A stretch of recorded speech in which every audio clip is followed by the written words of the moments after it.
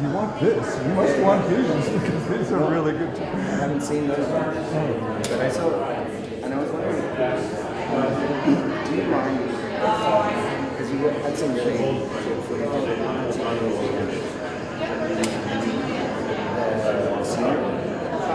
the scene. Yes. Do you mind if I No. Go right ahead. Use what you like. Yes, that's what it's for. Yeah, no. Can you turn the volume down on all of those? We just want to make sure that before we start.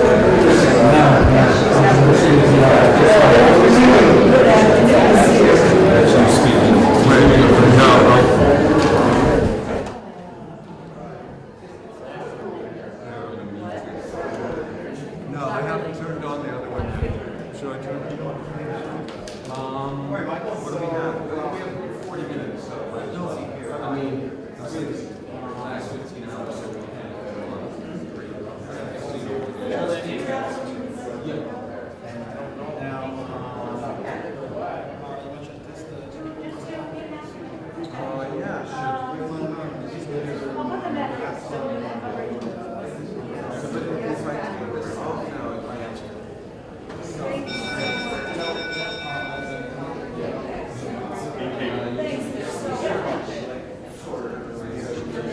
He's a big supporter.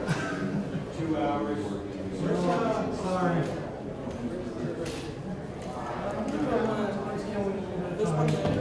Yeah, but that's more than 2 hours.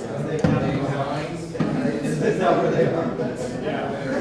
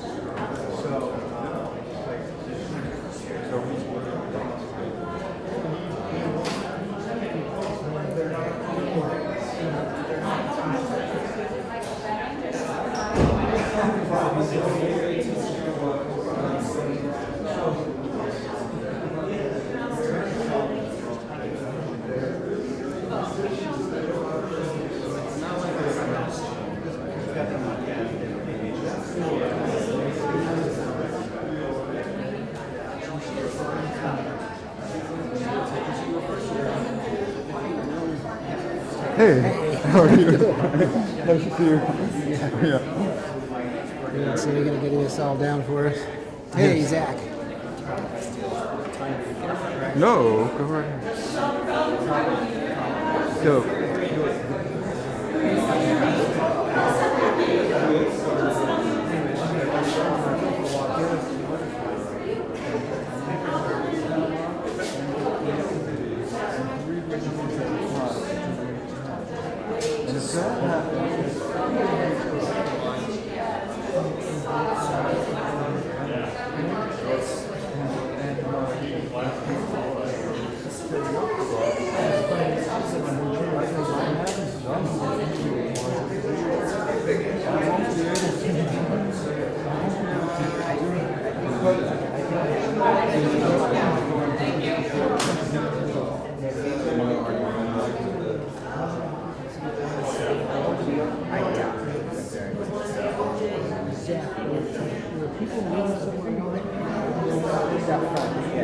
It seems like, yeah, I signed up. It seemed like there was quite a few before me, but I haven't seen everybody wait. Yeah, Yeah, I think everyone's out.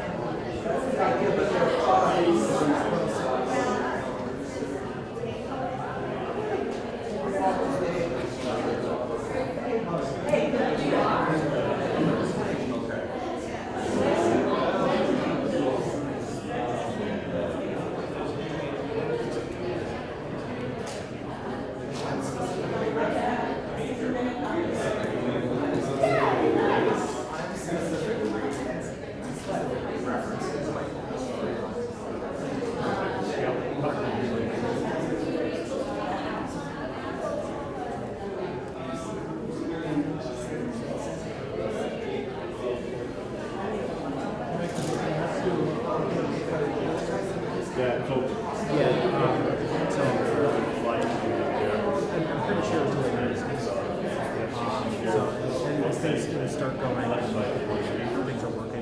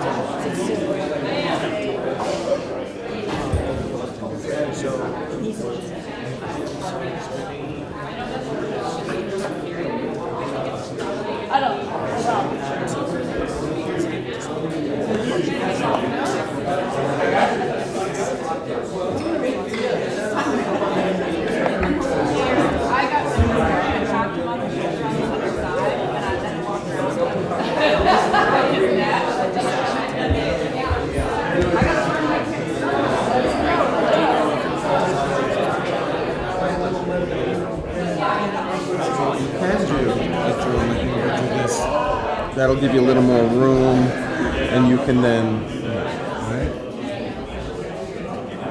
just have to, remember to do your exercises as you stand. Are you doing the orca? Okay, great. Okay, I just wasn't sure who was in charge of this. You and the other day. He's got one of those, and I can't remember the experience. Tall guy with a beard. Okay. But you guys do the book club. Okay. Thank you for doing that. Okay. And if there's overflow through people who can't be sheltered. Okay, great.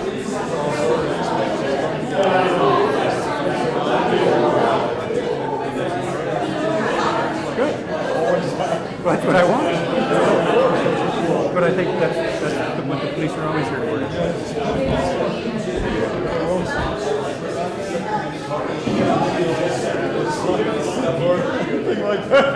Well, thank you for doing this. I appreciate it.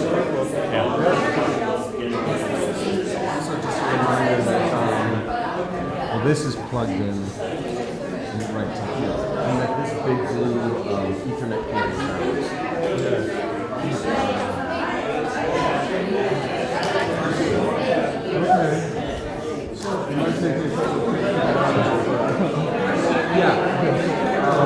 but it just keeps staying the same for the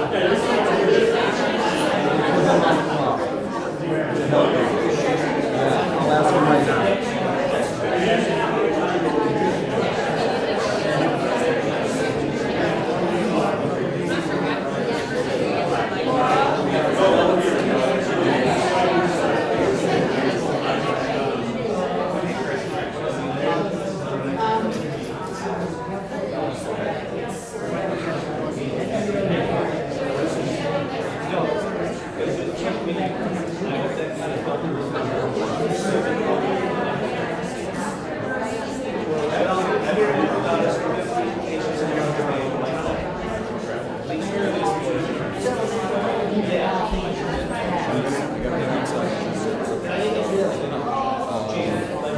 But I'll make sure it's up and going, and if there seems to be a problem,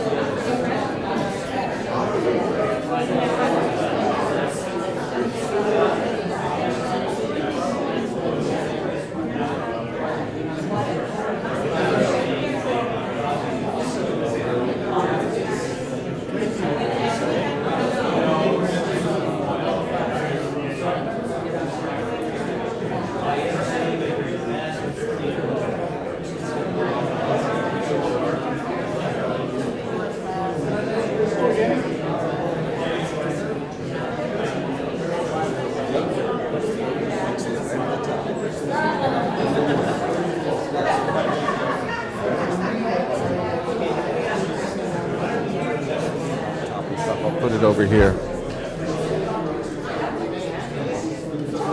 Thank you, Jerome.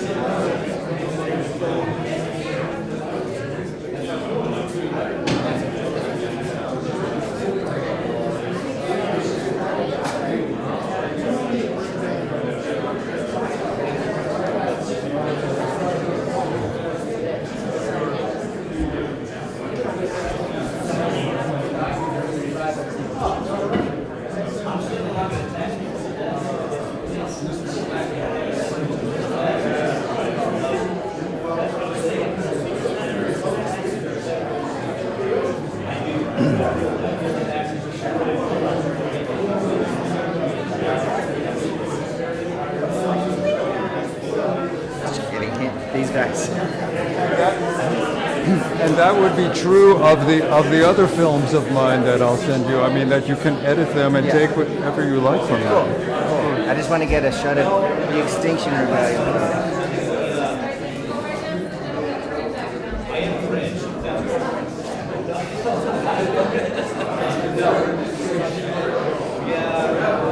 Thank you, and I appreciate that.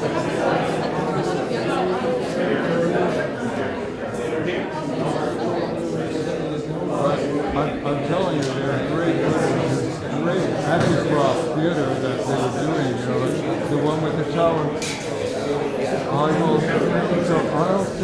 I'll forward the other ones to you as well. I forwarded everything to Julie, but maybe I overwhelmed her.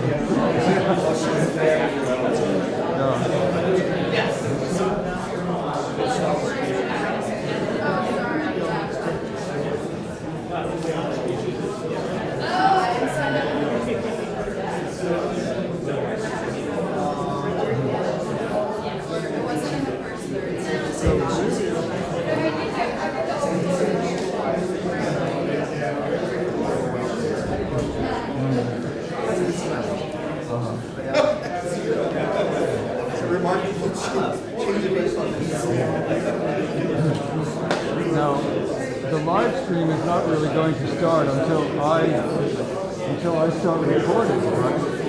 I believe.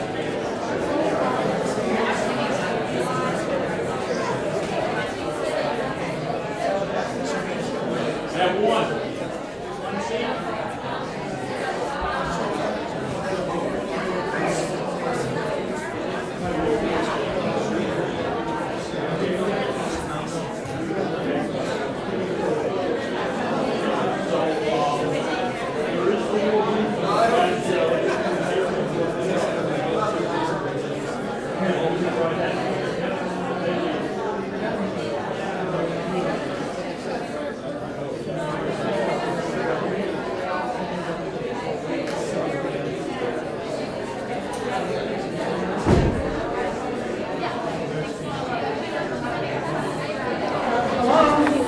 Can I have your attention, please?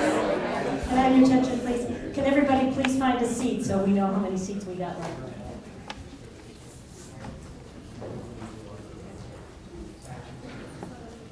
If there's a seat next to you, can you just raise your hand if there's a seat available? Got one. I think this gentleman.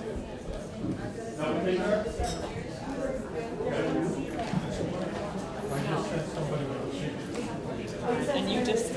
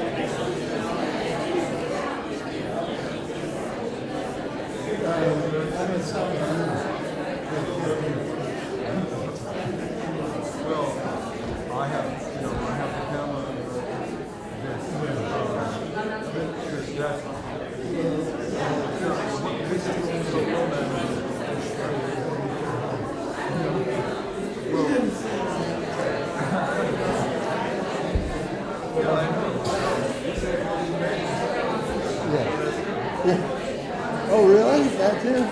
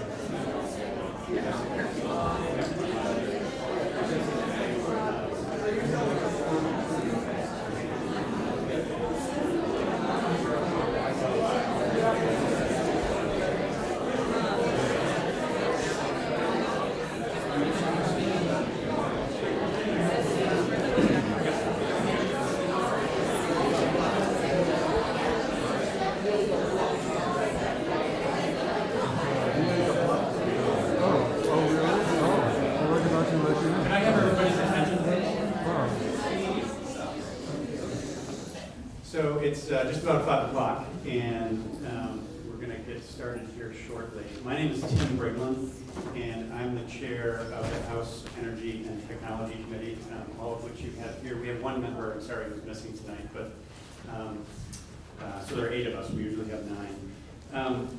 So I want to thank you all for showing up on what is probably the nicest day of the year. I had asked the Sergeant at Arms if we could hold this on the front lawn, and was told no. So instead we're in the darkest room in the Capitol today. So as you know, what we're here to discuss today and to hear from you about is are 3 bills that are before the House of Representatives right now in Vermont, H51, H175, and H214, which generally how I would describe them are different flavors of how we might address or restrict fossil fuel infrastructure development in the state of Vermont. Our committee has taken testimony from about a dozen witnesses in recent weeks, some attorneys who have been involved in the Vermont gas case, the attorneys who had drafted these bills in the legislature. We've heard from folks who represent the fossil fuel industry. We've heard from climate action activists, and as I said, about a dozen people so far. Very specifically, I want to state that we're holding today's hearing to give members of the public and essentially a forum to speak to this committee, understanding that you might not be able to get to the State House. Most of the work we do in the State House is between the hours of 9 and 5, and knowing that most people and most students particularly can't get to the State House then is why we're doing this hearing in the evening. The most important part about this hearing for me and for my committee is to hear from members of the public about this issue. And that's why we're here tonight. In that regard, I wanted to mention we're probably going to have time for about 60 people to testify over the next 2 hours. We've had, at last count, about 24 people offer written testimony. Which you can do by emailing our committee clerk, or I'll give you the email address right now. You can send written testimony to testimony@leg.state.vt.us. And that is something that we will post to our committee website. And so whether you're not interested in testifying today, or because you only have 2 minutes and you have more to say, if you'd like to offer testimony, I would encourage you to offer that. That is something that members of our committee will read. And then finally, in order to ensure that we are able to hear from as many witnesses as possible in the next 2 hours, we have rules of kind of procedure for public hearings in the State House. How we're going to operate over the next couple of hours is Representative Sibilia has the list of names for people who signed in and want to testify. We have 2 lists, those who are interested in speaking in favor of the legislation that is before the House right now, and a list of people who are opposed to that legislation. We will go back and forth between those 2 lists until we run out of names on one list, and then just continue on with the other list. And as I said, we're hopeful to get to up to 60 people in the next 2 hours. What we're going to do is Representative Sibilia will call 2 names, the person who is going to testify for 2 minutes, and then the person who's on deck, who can come up and sit in the chair here, and we'll rotate on that through the 2 hours. We have a timekeeper. I don't know where Sarah is. We have a timekeeper. Our timekeeper is on this screen right here, and Sarah Tewksbury, who's our committee assistant, will be keeping time. I don't know how loud the bell is when 2 minutes elapses, but you'll know when your time is up. And appreciate it if people could stick to their time. There are no signs or banners allowed in the room, and I know people were asked to leave those in the hall, so appreciate you abiding with that. We'd also ask that there be no disruptions in the hearing, and to respect the people who are offering testimony.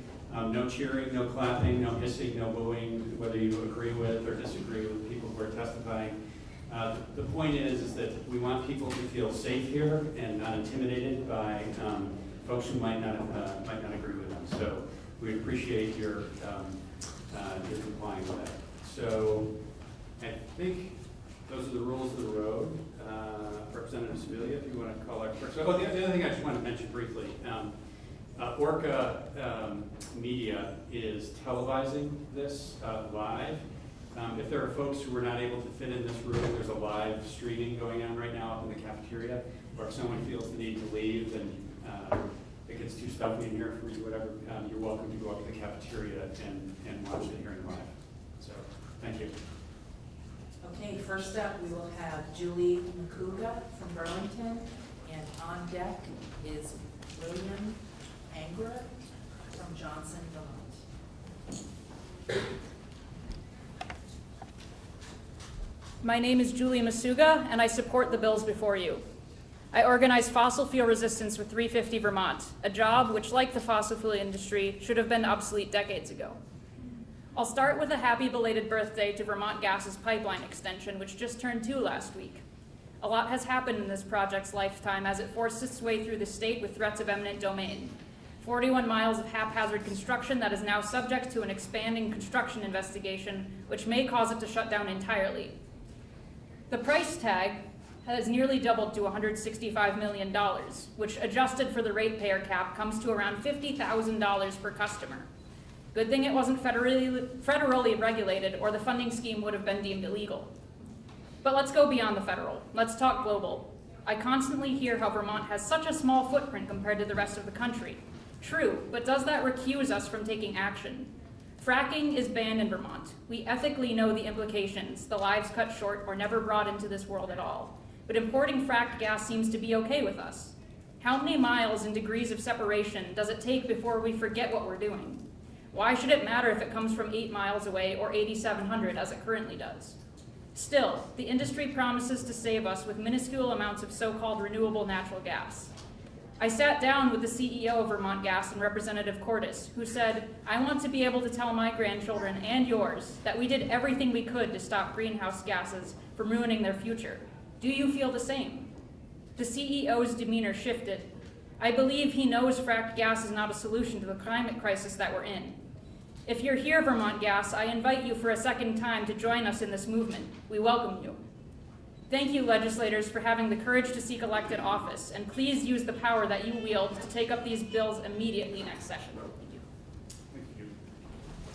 Okay, next up is William Anger, and on deck is Beth Champagne. Hi, my name is Will. I'm from Johnston, Vermont. I'll try to be good with my time here. I had to cut a considerable amount out, but many would argue that social responsibility for the environment needs to be represented by policy put forth by our state's legislature. Our state takes tremendous pride in our environment, natural resources, and track record for sustainability initiatives. While we have the lowest carbon emissions per capita out of any state in the nation, one can make the argument that this isn't an excuse to become complacent. Carbon emissions in our state are rising, and we need to recognize that effort should be put into lowering emissions and that fossil fuels are inevitably finite. Other concerns include the potential consequences of gas leaks, contaminated waterways, and abuses related to eminent domain. These concerns are valid, and they need to be paid attention to. However, Vermont is already one of the most environmentally progressive states in the nation. Why is there so much emphasis on such a radical proposal that would restrict new infrastructure?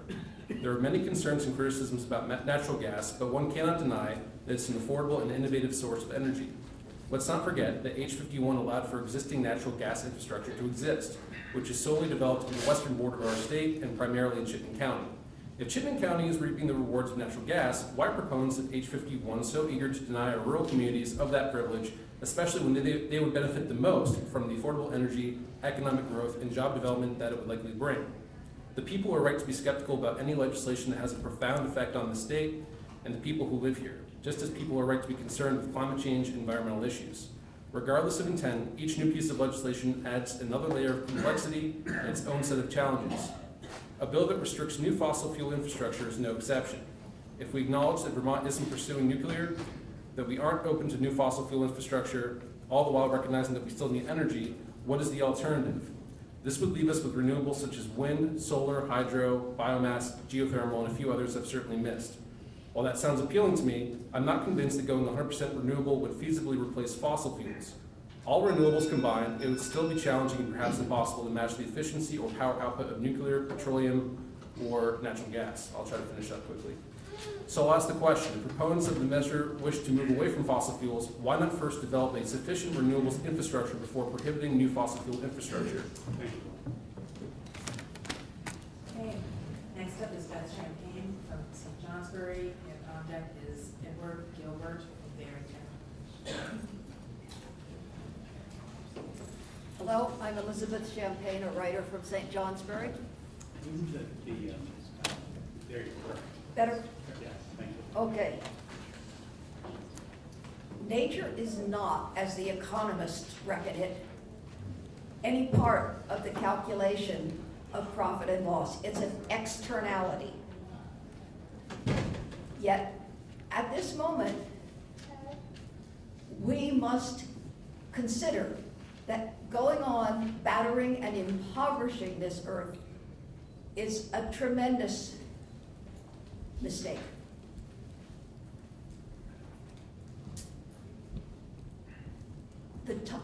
It's time that we drop our human performance as not sees. That's a hyphenated word.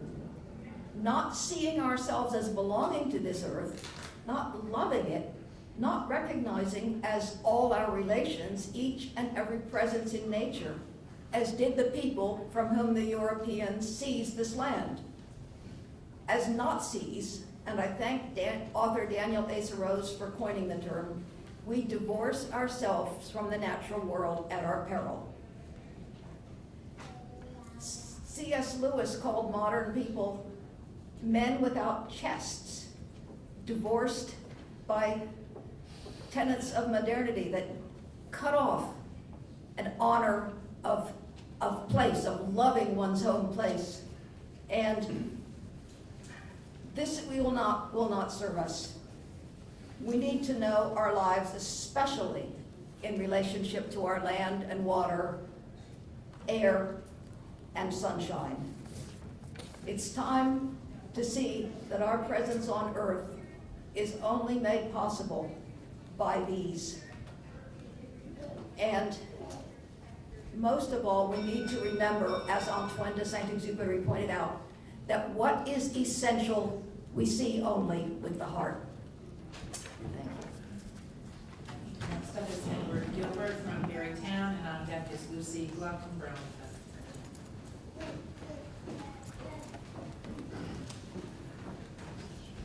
Ladies and gentlemen, thank you for letting me have an opportunity to speak. My name is Ed Gilbert Jr. I am from Berrytown, just outside of Barry.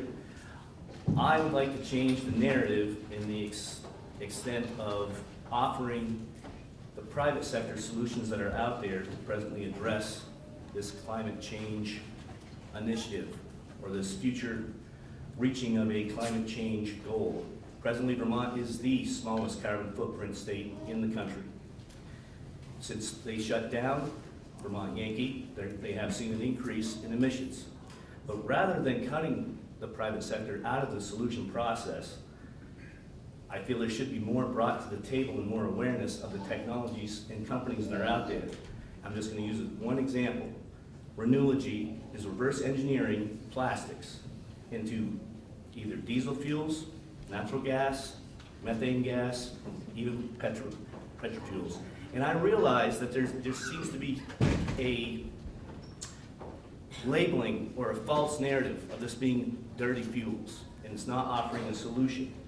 I just feel basing everything or trying to ban an infrastructure costing jobs that Vermont cannot lose at this present time off of a future projection of a possibility would be a big mistake, especially when you're cutting out the private sector solutions that are out there presently. They're actually providing actual solutions. They're actually removing these plastics out of landfills, out of our waters. The seeping process that pollute our waters, that are causing some of the blue toxic algae plumes up in Lake Champlain. Versus trying to cut people out of the conversation, you should be definitely allowing people that are providing solutions, creating jobs, while addressing this actual climate change apocalypse that everybody's kind of generating fear of. Rather than generating fear, I feel there should be more opportunity to be brought to the conversation. And thank you, ladies and gentlemen, for giving me that opportunity. Next up is Lucy Gluck, and on deck is Brian Forrest from Williston, Vermont. Hi, I'm Lucy Gluck from Burlington. Grew up in Vermont. I spent most of my life here in this gorgeous state. Really proud and grateful to live in such a beautiful place. I love our snow, our maple syrup, our lakes and rivers, our birds and bears, and our lilacs, which are coming soon. This is a critical moment in time when we all need to ask ourselves a very serious question. What can I do right now to protect our environment and to make sure we leave a livable planet for future generations? There's no time to waste. Everywhere I look, there are signs of intense climate change. The waters are rising, and we can do something about it. I work for a local solar company and talk to Vermonters every day who are ready to invest in clean energy. It's a fantastic job. They're choosing to buy solar panels that we install on their roof or near their house on the ground. These Vermonters end up saving money on their electric bills and saving the planet at the same time. It's a win-win situation. There are huge opportunities to expand renewable energy in Vermont so that we can be a part of the solution and meet our Vermont clean energy and carbon emission goals. Doing this work helps me sleep better at night, knowing I'm part of the solution. It's time to stop putting money into expanding pipelines that carry fracked natural gas. These have no place in Vermont. Instead, we need to increase our investments in clean, renewable energy and energy efficiency.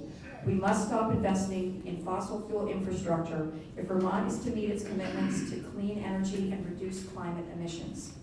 Although natural gas has been marketed as the clean fossil fuel, recent studies have proven that it has a warming impact that is many times higher pound for pound than CO2. In addition, the fracking used to extract natural gas can have devastating environmental impacts. We need to be moving towards climate solutions by investing in advanced renewable energy infrastructure, not continuing the status quo. It takes courage to move in this new direction, to get a cleaner and safer planet. I believe you have the courage and commitment to protect Vermont, so please support all the bills, H51, H175, and H214. Thank you so much. Next up is Brian Forrest, and on deck is Asa Sledner from Montpelier.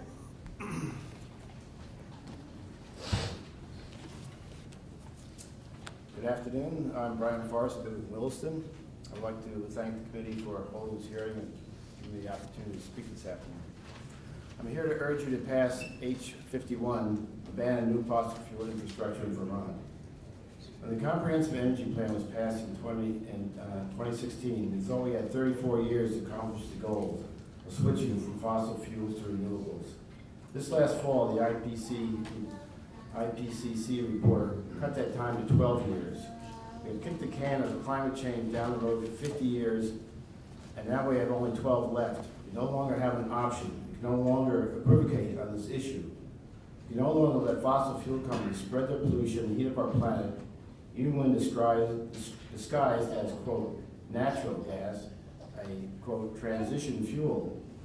Passing H51 will signal that we as a state are serious about climate change, will no longer let fossil fuel companies pollute our air, threaten our future, and profit at our expense, and we will protect our children and grandchildren.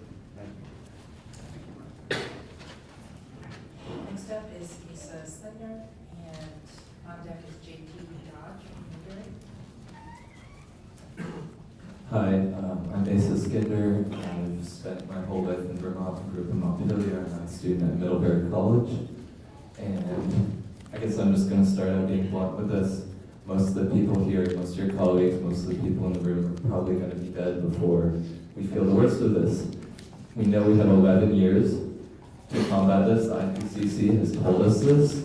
It's completely unacceptable for Vermont to continue down a road where we're encouraging new natural gas, fracking, fossil fuel infrastructure. So for the state to do the only responsible thing, we have to support H51, H75, no new fossil fuel infrastructure, and absolutely no eminent domain. That's just unacceptable that the state would allow people's land to be stolen by corporations who want to pollute our land, our atmosphere, and reduce the lives and livelihood of myself, my children, people down the line. I mean, on this front steps of the State House, we have a statue of Ethan Allen. He got started because his land was stolen. It's absolutely hypocritical for the state to be holding up that ideal while also allowing my land to be potentially stolen. In a time when Vermont is rapidly losing young people, this is not going to encourage new growth in the state. It's taking short-term gains for corporations, the fossil fuel economy, one of the richest lobbies in the world, completely irresponsibly ruining our planet. And Vermont can move forward. We've seen this with civil unions. We've made the right choice in the past. Do it again. Thank you. Next up is JT Dodge from Newberry, and on deck is Sophie Earhart, Montpelier.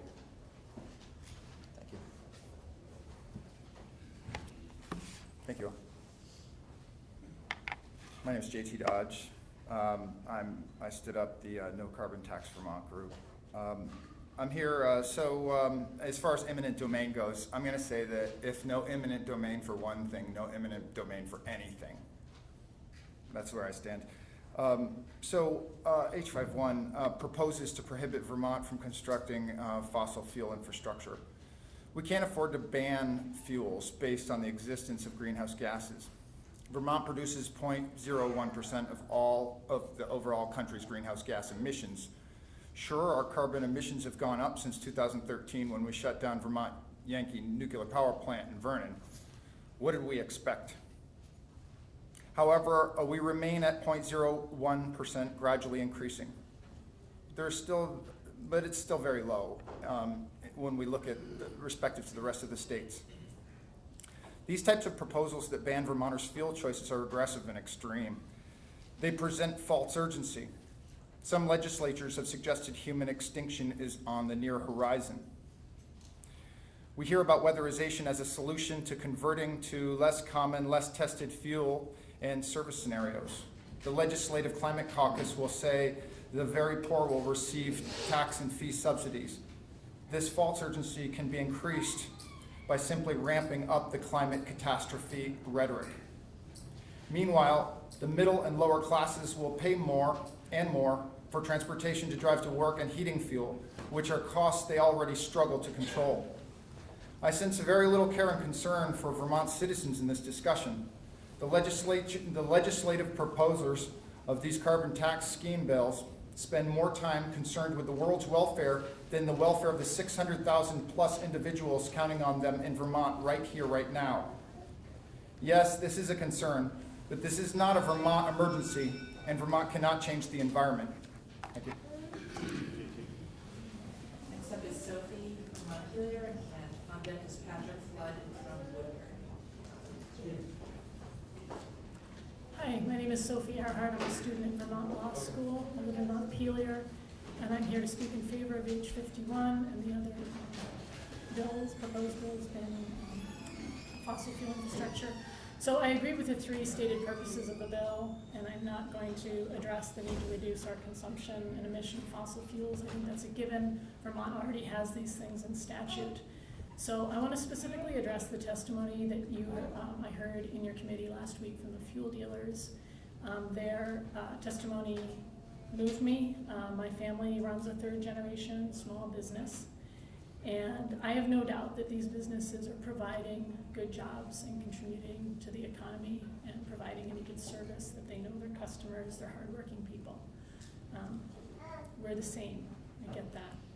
So 15 years ago, our business is in the ag, not the fuel sector. We sell farm seed.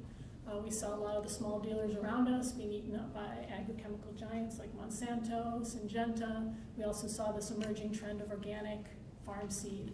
So we diversified our business, we transitioned our business, we built an organic warehouse, we hired organic agronomists so we could carry that product line. We started selling cover crops and our CS mixes.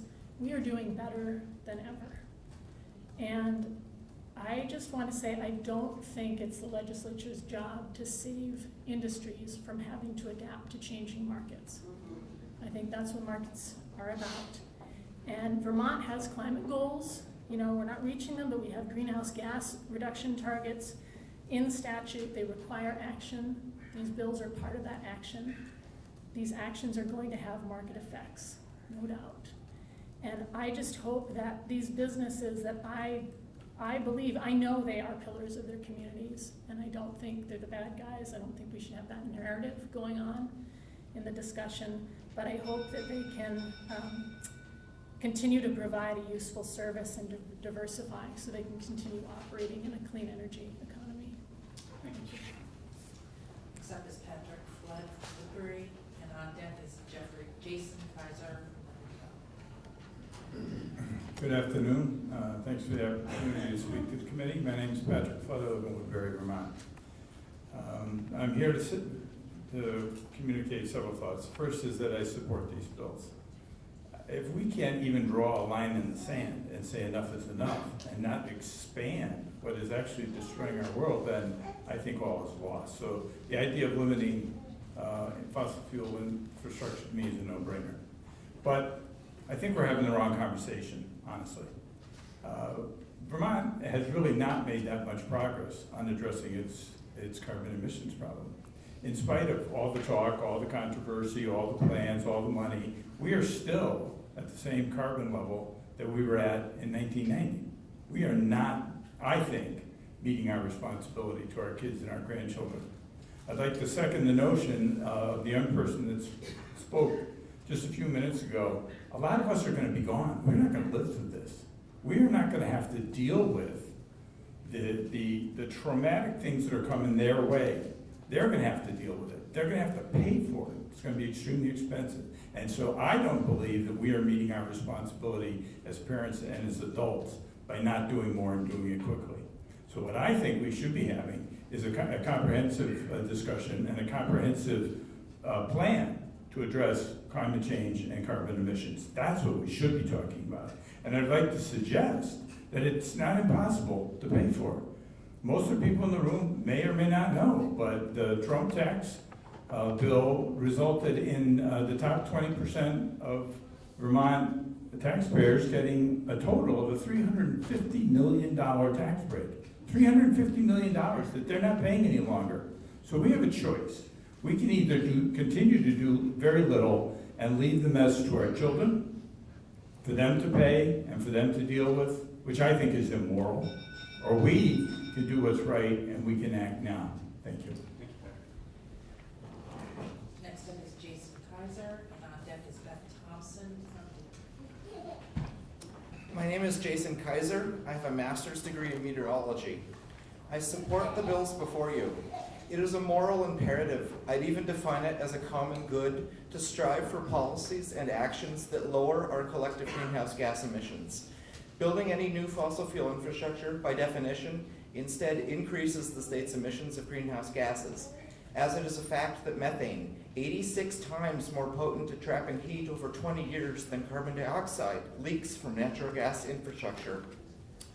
The following from the Union of Concerned Scientists speaks to one of the reasons in the bill for banning new fossil fuel infrastructure.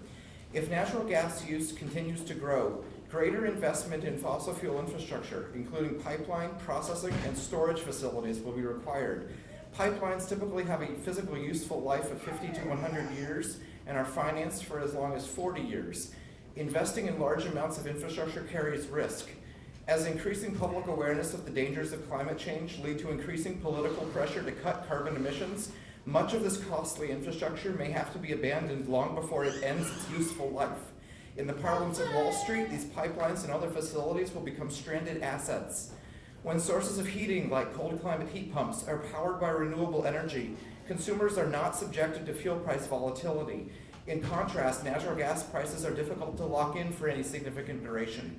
For example, during the January 2014 polar vortex, average delivered natural gas prices spiked from $35 to $40 million per British thermal units in the Northeast, 10 to 12 times higher than average prices for the prior several years. Finally, increasing our reliance on natural gas as a source of heating could delay the deployment, and I would also say jobs, found in renewable energy like cold climate heat pumps powered by hydro, solar, and wind, putting us at greater risk of failing to meet the level of emissions needed to avoid the worst consequences of climate change. Thank you. Next up is Beth Thompson, and on deck is Katie Conklin from Middlebury. My name is Beth Thompson, and I live in Danby, way down in Rutland County. I've been here before at other public hearings and rallies and protests, trying to make the case for what I believe are the only rational steps and possible solutions to our human-made climate crisis, namely to do the radical thing, the hard thing, the not business as usual thing. I've been doing this for the past 8 years. You might think a person would be weary of it, and you would be right. But I'm here again today with renewed hope because you, our Vermont legislators, appear to be waking up, paying attention, and becoming willing to do the radical thing, the hard thing, and the no longer business as usual thing. I'll let others give you all the facts about methane emissions, about fracking, about how natural gas is not a bridge fuel, about potential damages to Vermont's natural resources and safety violations in the installation of the most recent natural gas build-out here, and about Vermont citizens who have already suffered the duress and indignity of having to give up their homes to a pushy, obfuscating private company which managed to gain the right and privilege to threaten them with eminent domain proceedings. I'll let others address those things, and I will simply say this. We are almost out of time. We can no longer afford to think inside the box and calculate cost benefits in the usual way. The bottom line is no longer simply an economic one. The bottom line now involves embracing the horrible reality of the science and doing a complete about-face in our thinking and our behavior in order to change the predictable outcomes, or at least stem the tide. It means not acceding to fossil fuel companies' advocacy for what they say we need. Believe me, theirs is not an altruistic mission. It's all about profit. What we do here in Vermont does matter, not just in actual emissions reductions we might and must achieve, but also in the effect we can have on the global shift in behavior and economic systems that need to take place to save our species.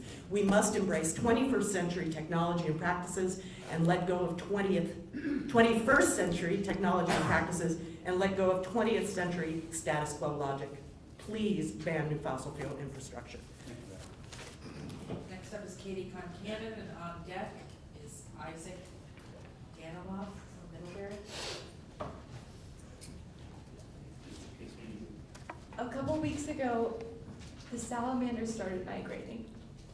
On a Friday night, we went out and helped them cross a busy road. The different species have different personalities. The redbacks are fast and squirmy, and the four-toes let you pick them up by their bellies. The salamanders lay their eggs in vernal pools that are dependent on a delicate balance of snow, precipitation, and evaporation for conditions that allow them to survive each year. They and the salamanders are in increasing danger from the warming effects of climate change.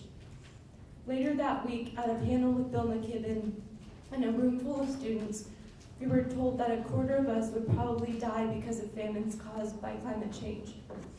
I hear things and read things like this all the time.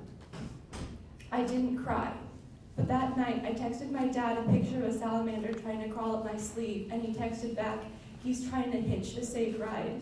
And I put my head in my hands and sobbed, because I thought about what I would be doing in 40 years if I was still alive. And I imagined there would be a moment where I realized that all the salamanders had quietly gone away. And I'm telling you this because there are people dying right now from rising seas and air quality violations and pollution and fire, and no one seems to care, so I'm talking about salamanders. When it comes to fossil fuel infrastructure, there is no reason that is valid anymore. No single excuse that hasn't already been named. In his essay Buckeye, Scott Russell Sanders asked the question, how can our hearts be large enough for heaven if they are not large enough for earth? I support bills H51, H175, and H214, and I beg you to do the same. Next up is Isaac Daniloff, and on deck is Daniel Batt from Bristol. Hello, my name is Isaac Daniloff, and I'm a student at Middlebury College. I grew up in rural Pennsylvania, where my family and neighbors were always environmentally minded. This rubbed off on me, and I went about much of my life thinking that having this mindset, doing occasional trash pickups, would make the world stay as beautiful as the bubbling streams and brambly forests around my house. But in the past couple of years, especially coming here to Middlebury, as I've been exposed to a more global perspective, I've seen how these anthropological systems are having negative effects on the environment, and I've realized that everything isn't just sunshine and rainbows. It's quite the opposite. So from experience at home, I know how it feels to have pipelines tear through beloved local natural wonders. I know what it feels like to have our land and water quality threatened by proposed pipelines. It's terrifying. Now, living in Middlebury and in Vermont as a whole, I don't want to see this happen in my new home. I want large-scale fossil fuel infrastructure to be banned through Bill H51. I want the ability of companies to strip my neighbors' lands in order to build this infrastructure banned through 175. And I want everyone to be able to rest easy knowing that they have a safe and reliable source of drinking water through Bill H-241. Or 214. Thank you. Next up is Daniel Beck, and on deck is Carrie Leotter, Burlington. Good evening. My name is Daniel Batten. I live in Bristol with my wife and 12-year-old daughter. I wish to acknowledge that my testimony is occurring on occupied indigenous land. Last year, my family moved to Vermont from the Commonwealth of Virginia. Scientific reports and our own observations convinced us that the rural Virginia lifestyle we loved was rapidly disappearing due to climate change. We felt that shifting to a northern state in this decade would give us, and particularly our daughter, the opportunity to establish ourselves as residents and get ahead of the others who will not have as much luxury in future decades in choosing the terms of their migration. We chose Vermont because we see this state as a beacon of hope for progressive leadership and environmental stewardship. When we first visited in 2017, we saw oceans of solar panels, and we heard about how the state had banned fracking, things that seem almost impossible in Virginia. We sold our home, left our jobs, our friends, and our family, and have happily established a new life here. We are climate refugees. Many more of us are coming to Vermont in the years to come. I also come to you today as the local coordinator of Extinction Rebellion, the nonviolent climate movement that has captured the world's imagination and attention in the past week. I've never been much of an activist. I'm just a regular person who has come to see that those who are shaping public discourse cannot be trusted with the preservation of life on Earth. In my role as XR coordinator, I have traveled around the state and met many other regular people who are tired with leaders who do not act with urgency about the climate. These regular people understand that we must heed the call to come together and save ourselves. I'm testifying today to urge you to continue Vermont's environmental leadership by supporting H51, 175, and 214, not because I think your support will save us, but because the time for excuses is over. The struggle to overthrow our life-denying systems has begun. Are you with us? Thank you. Next up is Carrie Leotter, and on deck is Julie Burlington. Hello, my name is Carrie Waiter, and I'm an environmental studies student from the University of Vermont. I grew up in Holland, Massachusetts, and just beyond the trees of my childhood home runs the Tennessee gas pipeline. As a child, the pipeline was a hiking trail through the woods. It was a place where my siblings and I would go to collect raspberries and explore the natural world. We didn't know that this hiking trail was a clearing made for the tiny fraction of an 11,000-mile plus pipeline spanning from the Gulf Coast all the way to Massachusetts and beyond. The picture I had painted of the perfect hiking trail carpeted with soft grass and lined with plump raspberries was a false, superficial image of what really lay below our feet.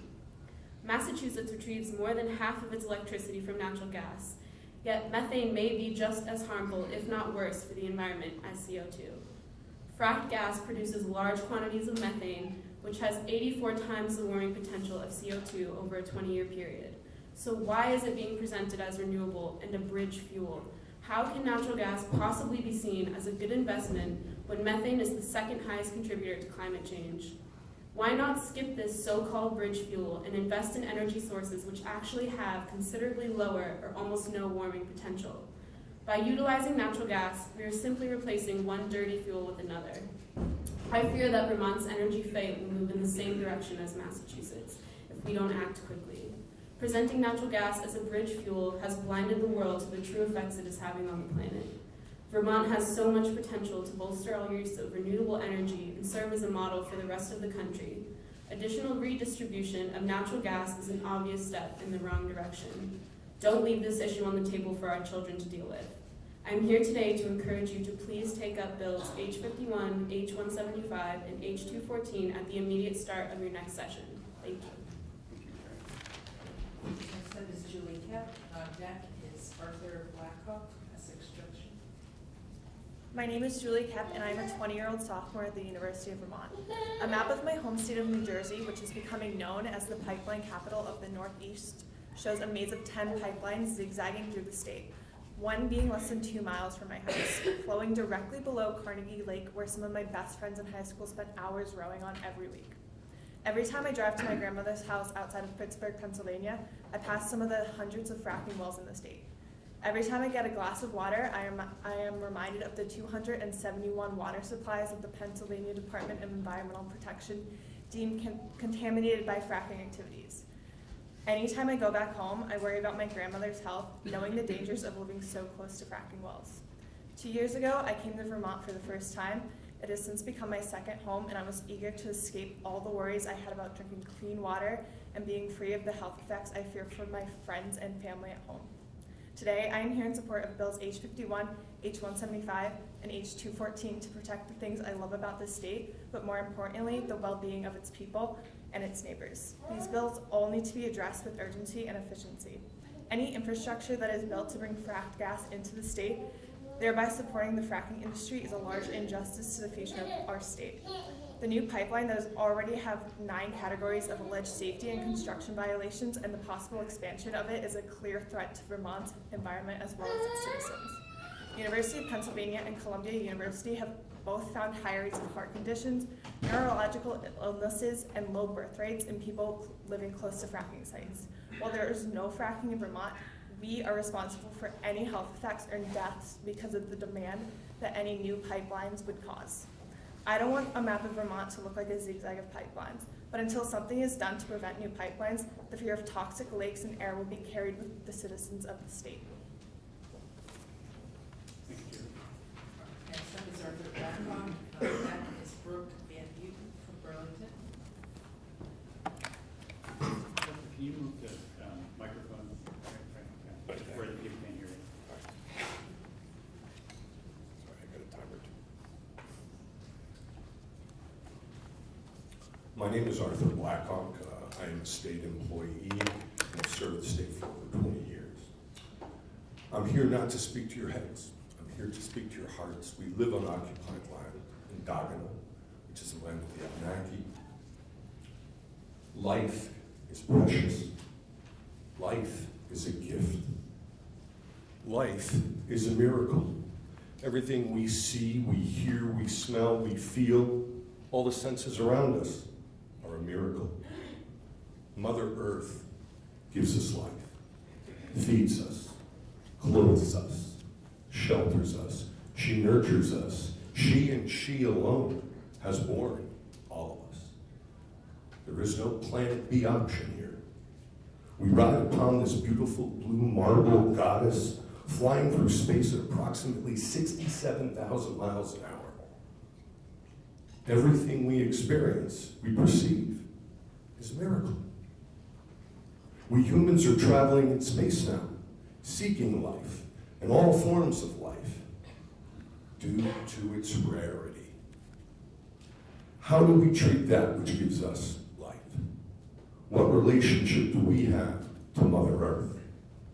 Mother Earth, who has provided life to countless generations of our ancestors. And what about the life of our children and our grandchildren and those still to come? We do not inherit this earth from our grandparents. This is loaned to us by our grandchildren. What will future generations and history say about you and I and what we have done in our time that will impact their future, their life? Life is precious. Life is a gift. And I'll close in the words of Chief Seattle.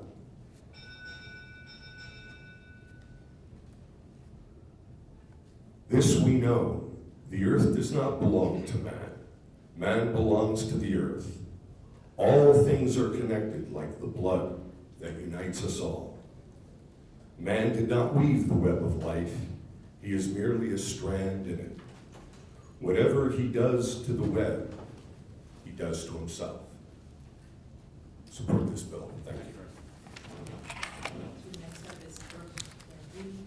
On deck is Rebecca Polensky from Burlington. Hi, my name is Brooke Van Buren, and I'm a 21-year-old environmental studies student at the University of Vermont. I'm here to talk about the importance of passing the H51 bill, which would put a ban on any new large-scale fossil fuel infrastructure in Vermont. I'm also here because I'm angry, I'm frustrated, and I'm confused. Day after day, I sit in my environmental studies classes and learn about what's wrong with the world. Whether it's about the ecological disaster of algae blooms in Lake Champlain, or that former oil and coal lobbyists are now the ones protecting our environment and public lands. I've grown tired of learning about why the health of our planet is in a critical state. I know why. It's because people are afraid of change, but we need change. Passing bills like this will allow the student who sits in my seat 20 years from now to learn not about what's wrong with the world, but about how we are taking action to make this change. Fossil fuel infrastructure is not safe. Vermont has a 2-year-old pipeline that was heavily investigated after a report was released on the natural gas pipeline explosion in Massachusetts last year. This explosion destroyed 5 homes, injured 21 people, and killed 1 person. The pipeline in Vermont was discovered to have violations ranging from a lack of documentation to missing parts of the infrastructure itself. This infrastructure also has a huge impact on the warming of our planet. Some fossil fuel companies say that fracked gas is better for the environment than oil or coal because it has less of a carbon footprint. This may be true, but this argument is like saying your house being destroyed by a flood is better than it being destroyed by a fire. The damage done may be different, but either way, you're left without a home. Vermont is my home, and I want my home to be safe and healthy. Passing the H51 bill will not only help us reach Vermont's goal of being 90% renewable by 2050, but it will also push us into a new way of thinking about where our energy comes from. Someday, we need to drastically change the way we live if we want our planet to survive. Although someday is no longer years from now, months from now, or tomorrow. Someday is today. Thank you. That is Rebecca Beretsky. Next is Rick Barstow. Hi, my name is Rebecca Beretsky. I'm 19 years old and from Massachusetts. I'm passionate about the environment, mainly the wildlife that inhabits it, and I've always dreamt of being a photojournalist so I can travel to places seemingly untouched by man to document the stories of the wildlife there. But that would probably remain a dream to me and a fantasy to my children. This is because climate change has no boundaries. It reaches everyone everywhere. The pressures people are putting on our planet have led us into the 6th mass extinction. Human-induced climate change is at the forefront of this crisis, and it scares me that people do not understand the reality of this threat. This is why I moved to Vermont. I wanted to be in a place that recognizes the threats that our planet faces and makes efforts to mitigate human pressures on the environment. But my fears for our planet grew, and after moving to Vermont, I discovered that fossil fuel infrastructure is still allowed, even though it is one of the largest contributing factors to climate change. It may supply jobs, but that will matter in 50 years when life is struggling to survive. According to Vermont Digger, the state's latest greenhouse gas data shows that emissions have gone up each year for the past 4 years. Even though by law, Vermont is required by 2028 to reduce greenhouse gas emissions to 50% of what emissions were in 1990. This means that Vermont vowed to reduce the release of emissions that are contributing to the deaths of innocent animals and people who are disproportionately affected by climate change, but they're failing to do so.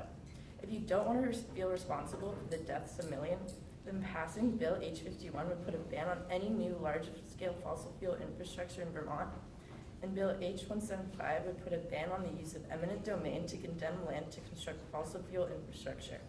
This would also decrease natural gas usage, which releases methane, containing 87 times more the global warming potential of carbon dioxide. Don't be the reason why the only way my children will be able to see a polar bear is in their history textbooks. Don't be the reason why they won't know what it's like to breathe fresh air without a mask. Don't be the reason why I'm scared for the future. Curbing or banning the construction of any new fossil fuel infrastructure in Vermont is the best thing that could be done right now to sustain life for the future. Thank you. Thank you.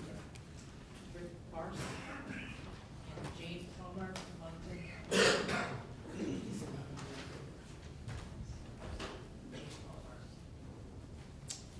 My name is Rick Barstow from the little village of Adamant, and I appreciate this opportunity. I'd like to start by saying that, you know, I really love living in this state. I've been a sugar major from the early 70s, so I've seen the results of climate change in that time period and how the season has changed, shifted from late March and mostly in April to often in February. Anyway, I think it's also easy to say in this, to see in this state that it's a small state. What difference can we make in terms of the magnitude of the problem that we face? And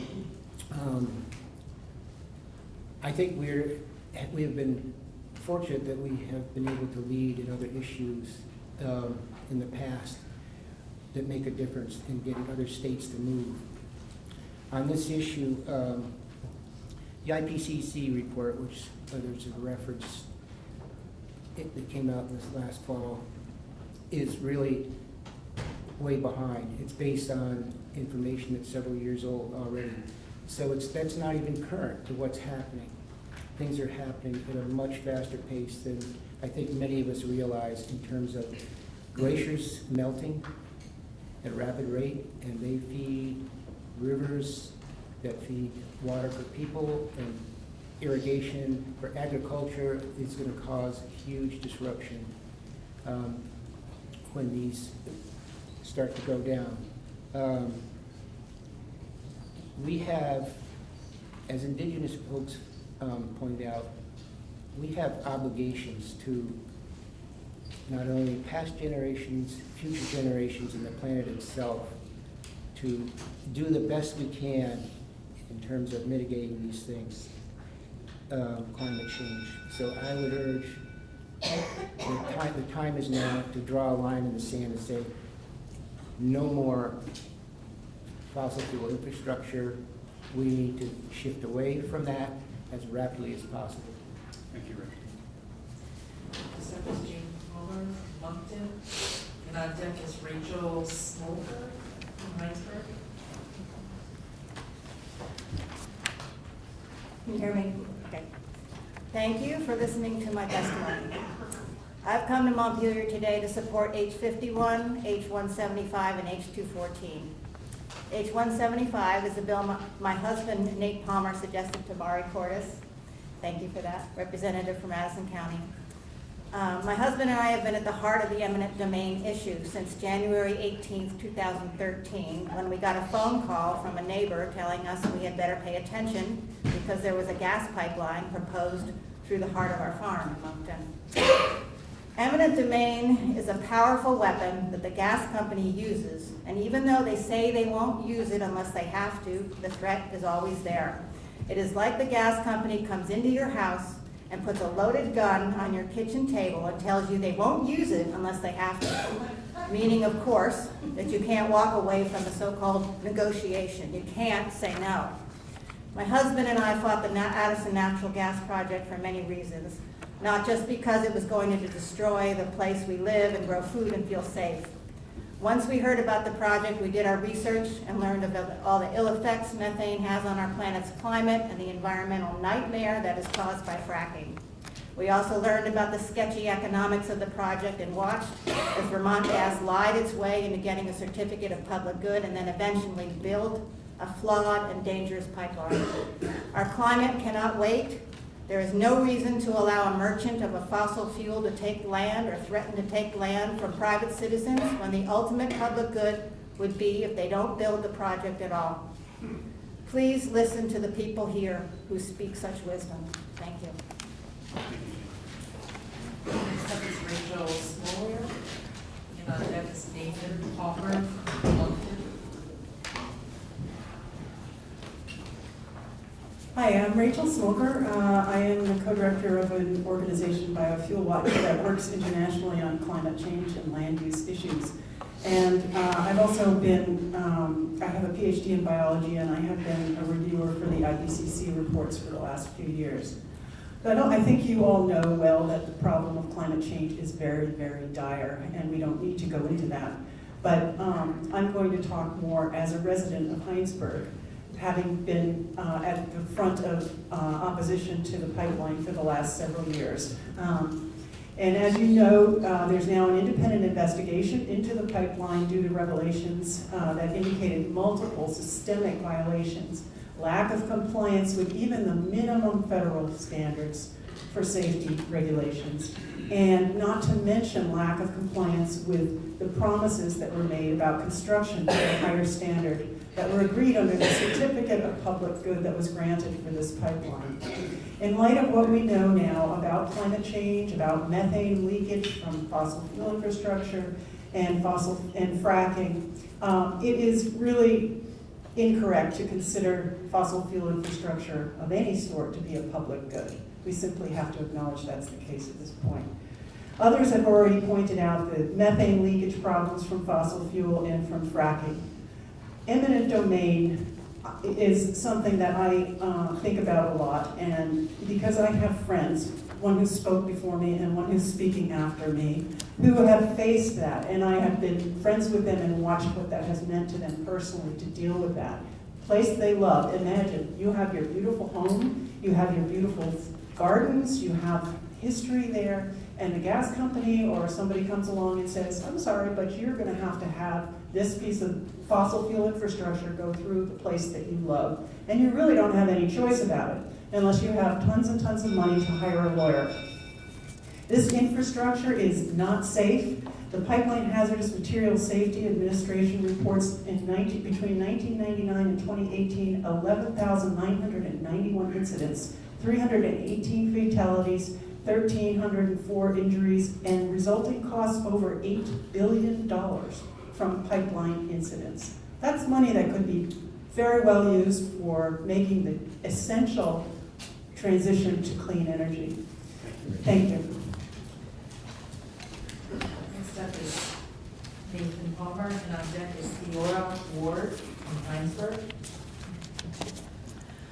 My name is Nathan Palmer. I own land and a home in Moncton. I'm chairman of my town energy committee, and I came up with the idea for H175 when I was at last VCAN conference because I could see a conflict between the state's goals of getting to 90% renewable energy by 2050, while at the same time our government allows utilities to seize private land for the build out of fossil fuel infrastructure. Any progress towards our state 90-50 goal that a town energy committee can possibly produce is wiped out when a fossil fuel project comes to town. This is exactly what happened in Moncton and many other towns. By supporting the use of eminent domain, the state is essentially propping up the fossil fuel industry, which takes us in exactly the wrong direction to reach our state goal of 90% renewable by 2050. The Addison Natural Gas Project was built with a 100-year lifespan. We can't afford to be investing in infrastructure that won't be useful once we get to our 90% goal by 2050. At this time in our climate situation, we don't have time to switch from one fossil fuel to another. There is no time for bridge fuels. The fossil fuel era has to end now. At a time when the state has acknowledged that it is in the public good to get to 90% renewable by 2050, the state can also say that it is in the public good to build out more new fossil fuel infrastructure. I am not against the practice of eminent domain. I understand the good for the many may be bad for a few, but when the public good is at the stake, if we build out more fossil fuel infrastructure and the use of eminent domain for building that out, it makes absolutely no sense. It's contrary to our goals. Thank you very much. Next up is Theora Ward, and on deck is Susan Mahoney from Monica.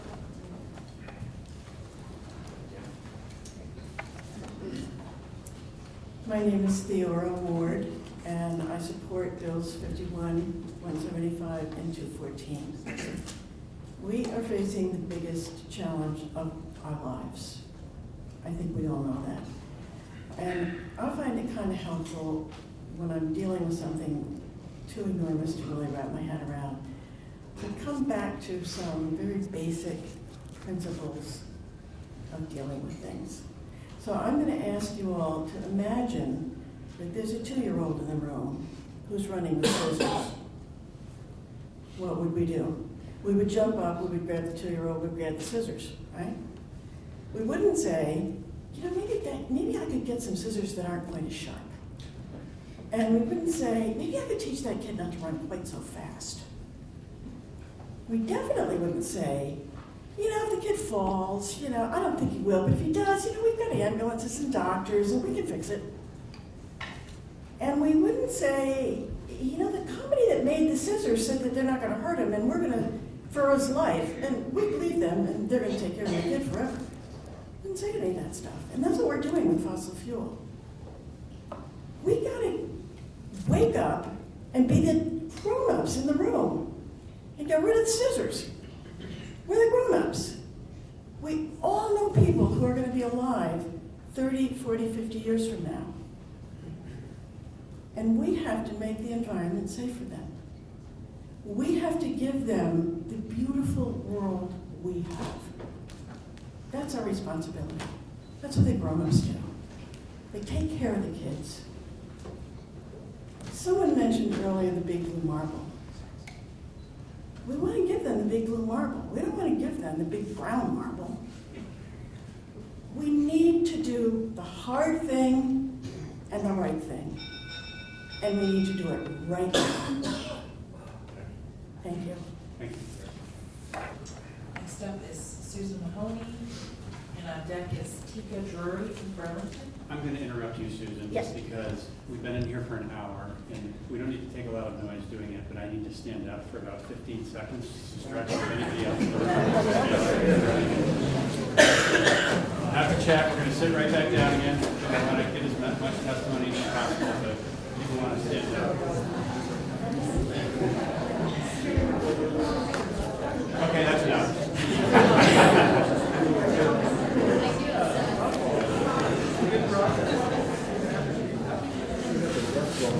Okay, thank you, Susan.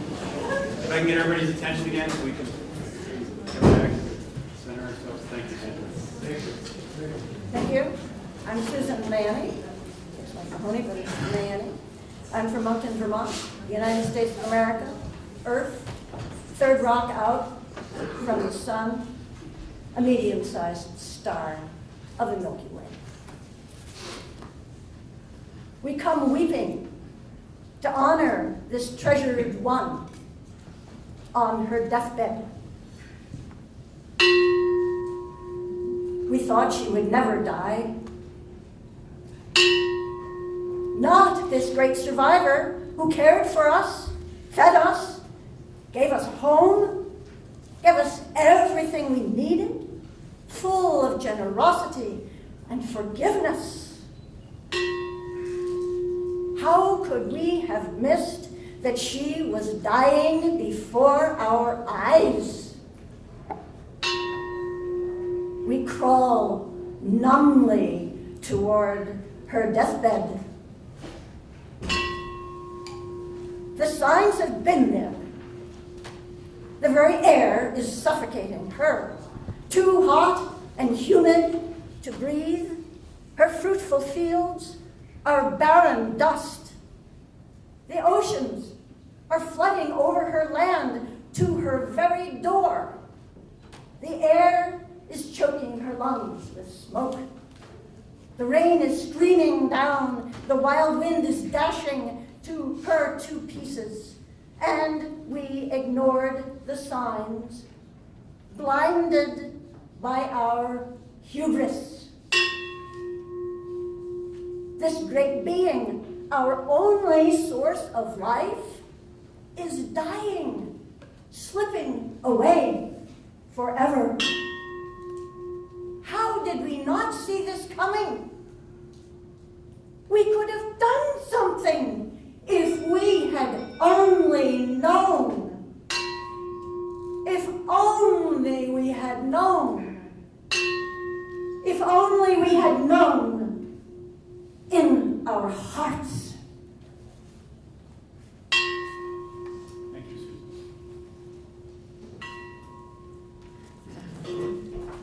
Next up is Tika Drury, and on deck is Clarissa Sprague from Burlington.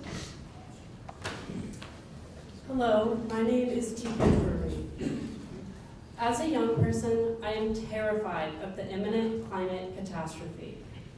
The infamous IPCC report states that we have 12 years to act on climate change.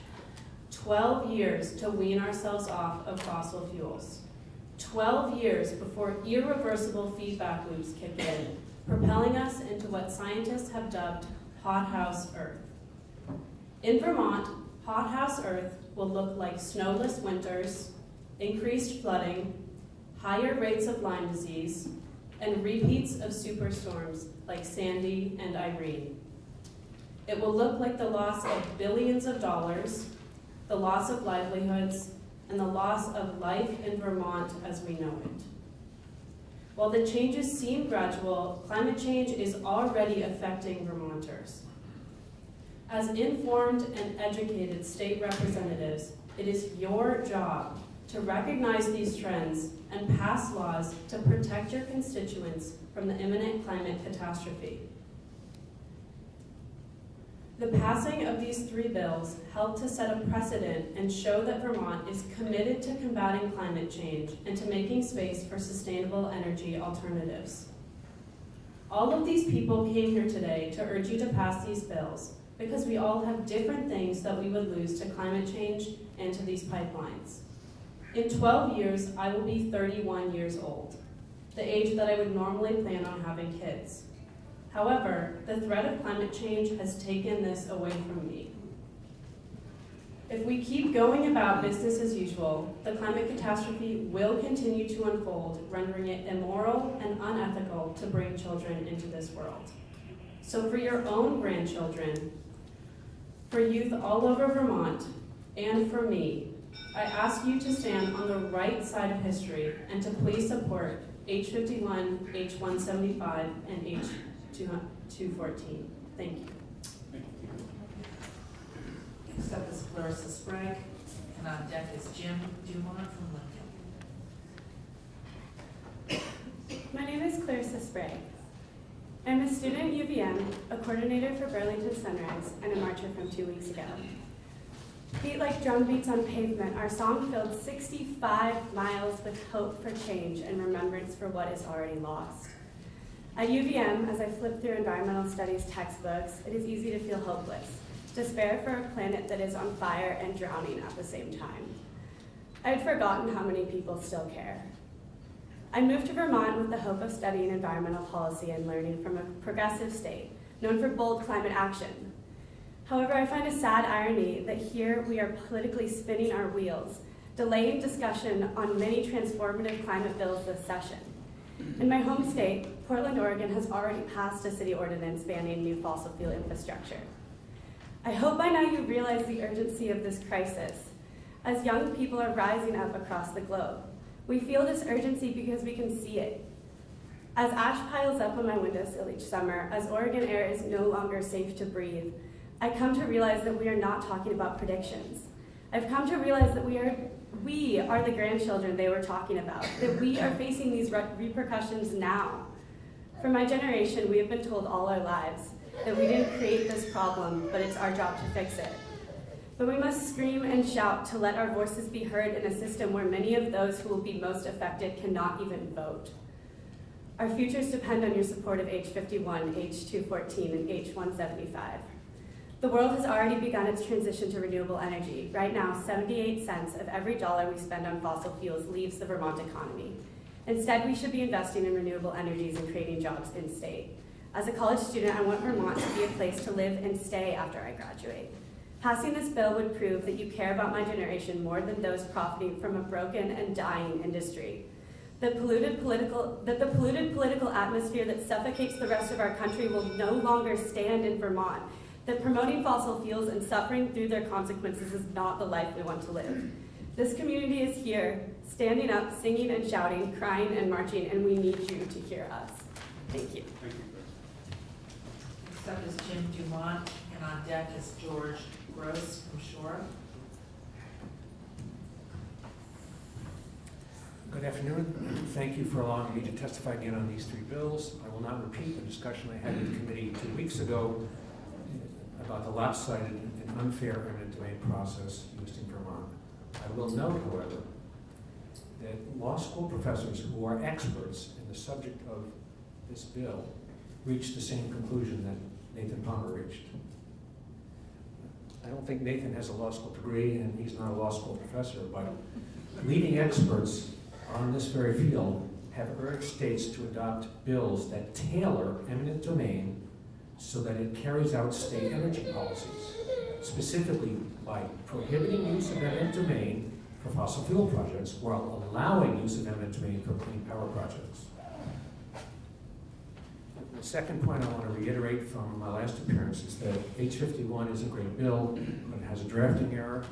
It omits electric and other generating stations. The bill as currently drafted only prohibits construction of infrastructure that transports fossil fuel. It does not include infrastructure that uses fossil fuel, such as a new generating station. And in my written testimony, I submitted a sentence or two that would fix that. Finally, I would like to discuss our president in section 401. The state of Vermont possesses unpreempted legal authority right now under section 401 of the Clean Water Act to reject interstate natural gas pipelines and all other energy projects that require federal permits because of their impacts on Vermont rivers, streams, and wetlands. That's right in the federal statute, so it's not preempted. It is federal law. President Trump does not like section 401, exactly because state authority cannot be overridden by his administration. Therefore, he issued an executive order just a week or two ago that seeks to try to weaken section 401. He will not succeed unless Congress changes the Federal Clean Water Act, which is very unlikely because it will take a majority of both houses to do that. So my point is that while our existing 401 procedures issued by ANR do need some updating, they do need some clarification, I don't think the committee should worry that President Trump's recent rant or temper tantrum will have any effect on Vermont's section 401 authority or on these bills. Thank you. Next up is George Gross, and on deck is Stuart Blood from Bedford.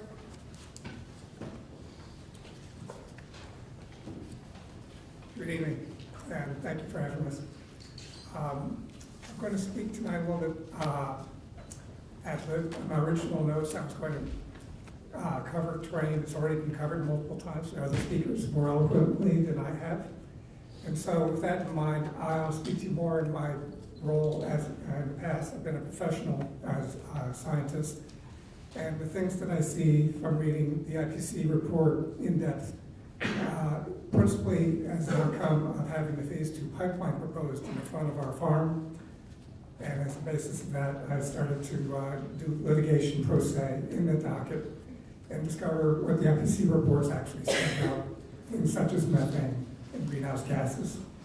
And more recently, as you've heard on multiple occasions, the Special Report 15 offered in October this past year. A key takeaway from that, one that has not been widely publicized, is that we as a civilization need to reduce our greenhouse gas emissions by 4 to 5% per year for at least 20 years, maybe even to zero emissions. That's a remarkable transformation of our society.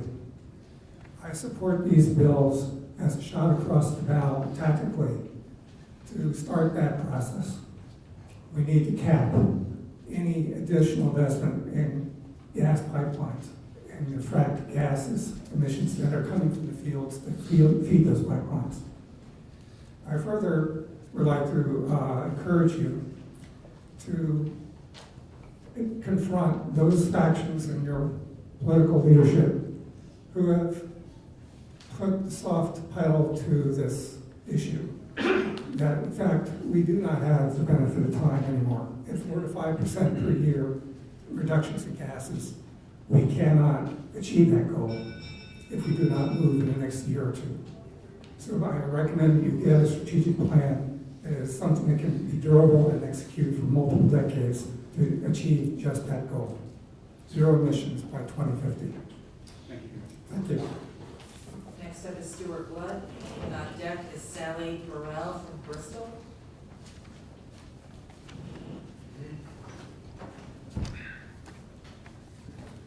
Good evening. I'm Stuart Blood from Bedford Center. If more fossil fuel infrastructure is built, it will be impossible to meet the greenhouse gas reduction goals. But industry reps from Vermont Gas and NG Advantage told you otherwise when they testified here a couple of weeks ago. They told you that switching to natural gas from oil or propane reduces net greenhouse gas emissions. That's not true. They told you that UN climate scientists and the EPA say methane leaks don't cause global warming. That's not true. They told you that fracking is safe. That's not true. The gas industry didn't substantiate any of those claims because they can't. I've submitted some written comments, and I have substantiated these observations.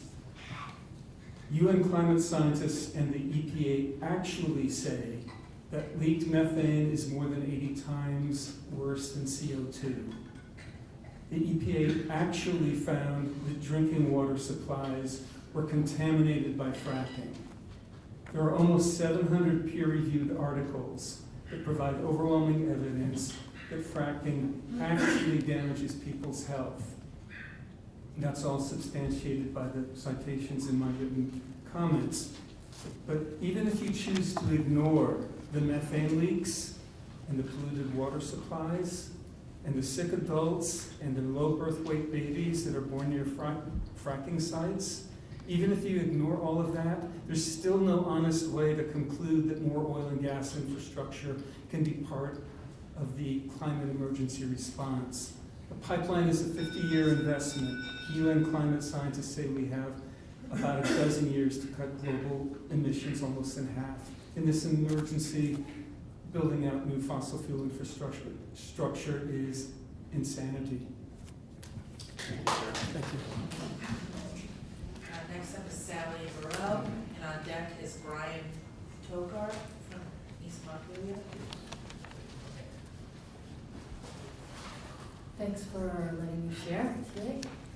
My name is Sally Burrell, and I'm the chair of the Bristol Energy Committee. 3 years ago, I visited my sister and her husband in Seattle. One night, we abruptly woke to a huge explosion, followed by an hour of sirens coming from all directions. We learned that the blast happened in the heart of the Greenwood Business District, 3 miles from us, and it was a natural gas explosion. In the morning, we rode our bikes over to check out the scene and found the entire Main Street area cordoned off, shattered glass everywhere. 2 buildings were completely rubble and many others damaged. The fire was finally doused by mid-morning. Later, we learned that the fire department had sent 67 personnel to the scene. 9 had minor injuries, 9 firefighters, and 36 businesses had been damaged.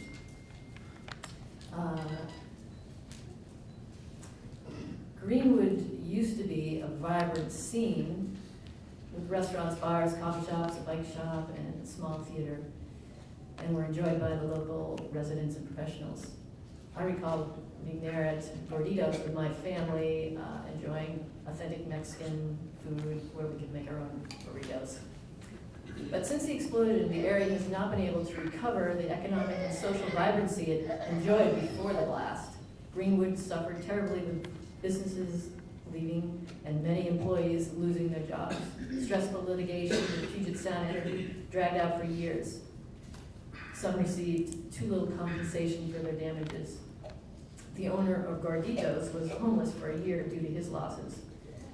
To this day, there's still a vacant lot where the improperly abandoned gas pipeline leaked and blew up.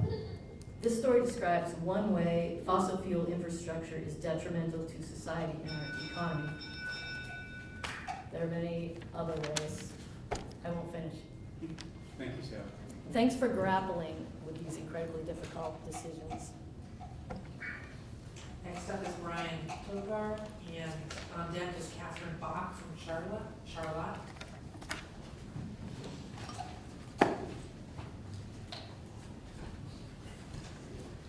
Thank you for inviting us.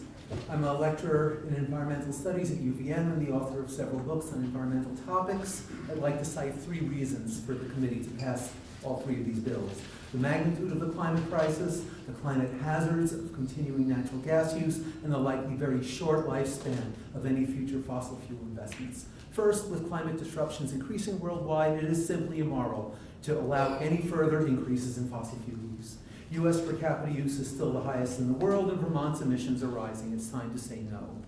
Second, you've heard about the heightened climate impacts of methane releases. In the early 2010s, the Environmental Defense Fund began investigating methane leaks from natural gas infrastructure with the hope of advising the gas industry on how to be more sustainable. Instead, they found that methane leakage from fracking sites to local distribution networks was a far more systemic problem than previously imagined. Numerous papers have documented that methane leakage from gas infrastructure is a leading contributor to climate disruption. You've already heard about that. The figure that in the near term, which is what matters most, methane has around 85 times the climate impact of CO2. So it doesn't matter so much that emissions from burning natural gas are somewhat lower. The expansion of fossil fuel infrastructure has to stop, including the prohibition on new power plants as recommended by Jim Dumont in his testimony. Third, and this is much newer research, renewable energy is now trending cheaper than fossil fuels, including gas, at such a fast rate that a rapidly growing number of facilities are likely to become stranded assets, essentially worthless in the not too distant future. This is documented in a recent report that I'll gladly share with the committee. The best way to assure that we don't have Vermont Gas and other companies coming to us in a few years seeking bailouts for infrastructure they can no longer use is to stop their expansion now. We can secure enough sources of genuinely renewable energy locally and from neighboring states to keep energy costs down, electrify more of our transportation system, and move toward a modern, efficient, and renewable energy system. I hope you'll pass these bills. Next up is Catherine Bach, and on deck is Gregory Dennis from Cornwall. Catherine Bach from Charlotte. I'm here to urge you to support the bills before you, legislation that would help reduce continued use of fossil fuels in a time when we must transition to renewable energy to survive. Vermont is a small state, but our actions still affect the big picture. Everyone is affected by climate change, and everyone benefits from taking action to reverse climate change. We all know people who've had their lives ruined by the effects of recent extreme weather events. I have a close friend, Kate, who I've known since I was in elementary school. We even went to the same college, and one summer we spent a month riding our bikes home after spring semester.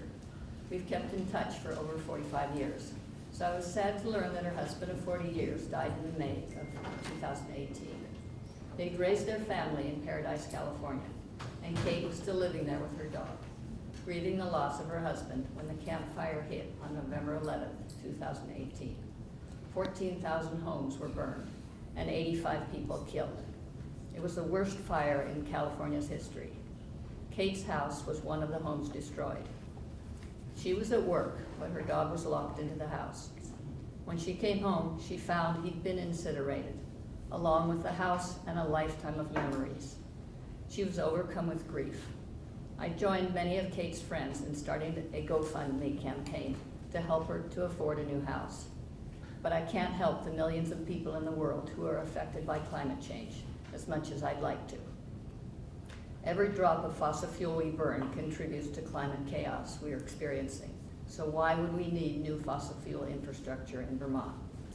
Kate can build a new house, but the fires fueled by drought, extreme heat, and stronger winds caused by our burning of fossil fuels will continue. Investing in renewable energy is the only way to ensure a future for the next generations. Please support these bills to ban construction of new fossil fuels. And thank you. Next up is Gregory Dennis, and on deck is Dee Gish from Sharon. Gregory Dennis, Cornwall, Vermont. I thank the committee members for your service to Vermont and Vermonters. I know being in the legislature involves long hours and low pay.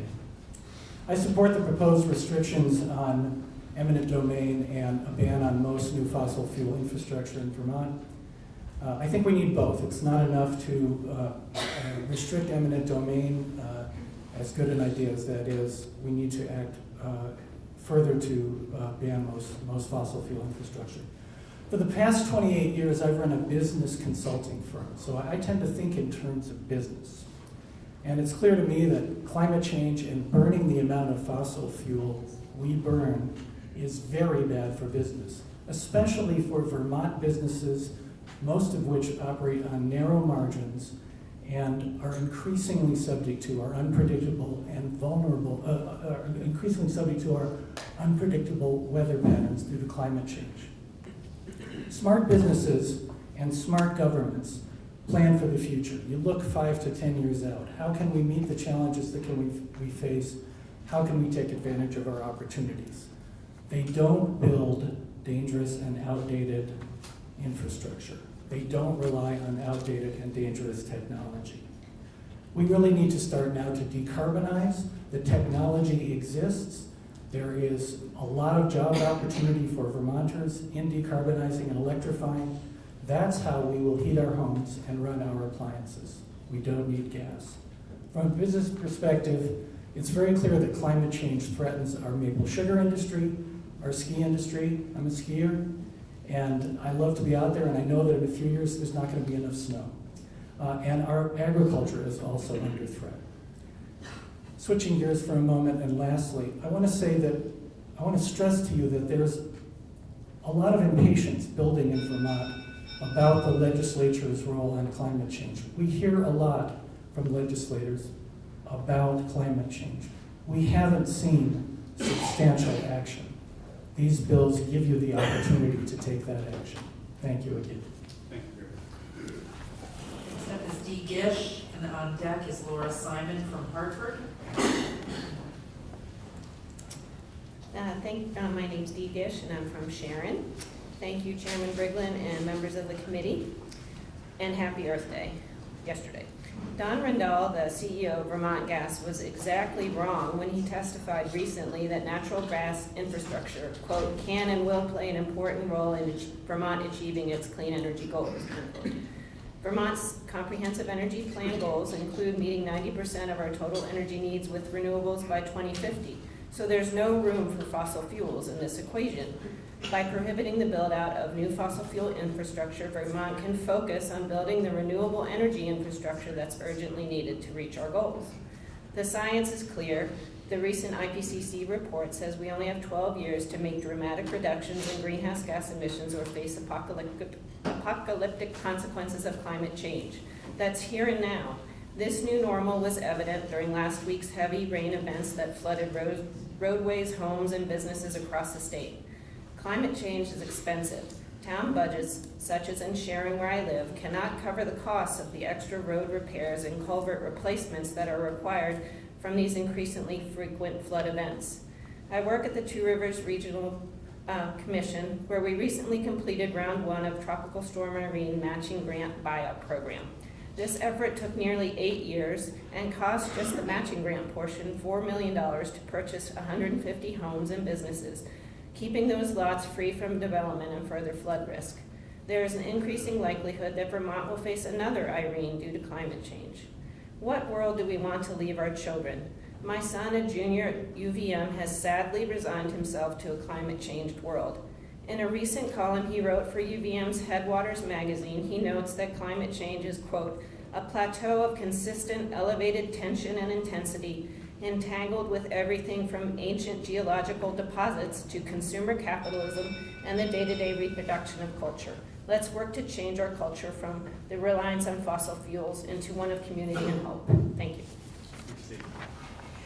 Next up is Laura Simon, and on deck is Barbara Burnett from Montpelier. Hi, I'm Laura Simon from Hartford, Vermont. I've been a social worker for 30 years and a teacher for 10 in a few areas in Vermont. I'll focus a little bit on safety of fracked gas and on moving this legislation on. The explosions in Lawrence, Mass. remind us that gas pipelines are aging, they're dangerous, and sometimes cause fatal accidents. A November 2018 USA Today investigation of gas pipelines showed that there's spotty oversight and lack of transparency. Methane, as you've heard many times, is definitely more serious an issue than carbon dioxide. I attended the stockholders meeting for the parent company for Vermont Gas, and the CEO repeatedly told us that fracked gas is safe. I walked here with over 300 folks last week.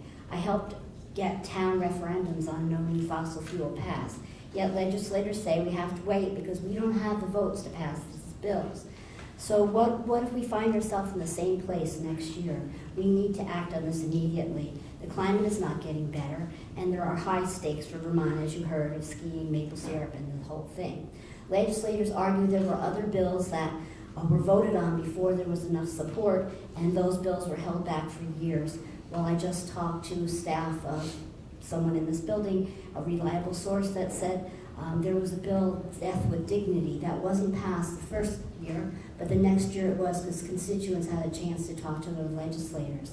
We need to know where our legislators stand. Either vote these bills out or do a non-binding public straw vote so we have that transparency, so we know where our legislators stand. And we want to know where they stand on climate. Thank you.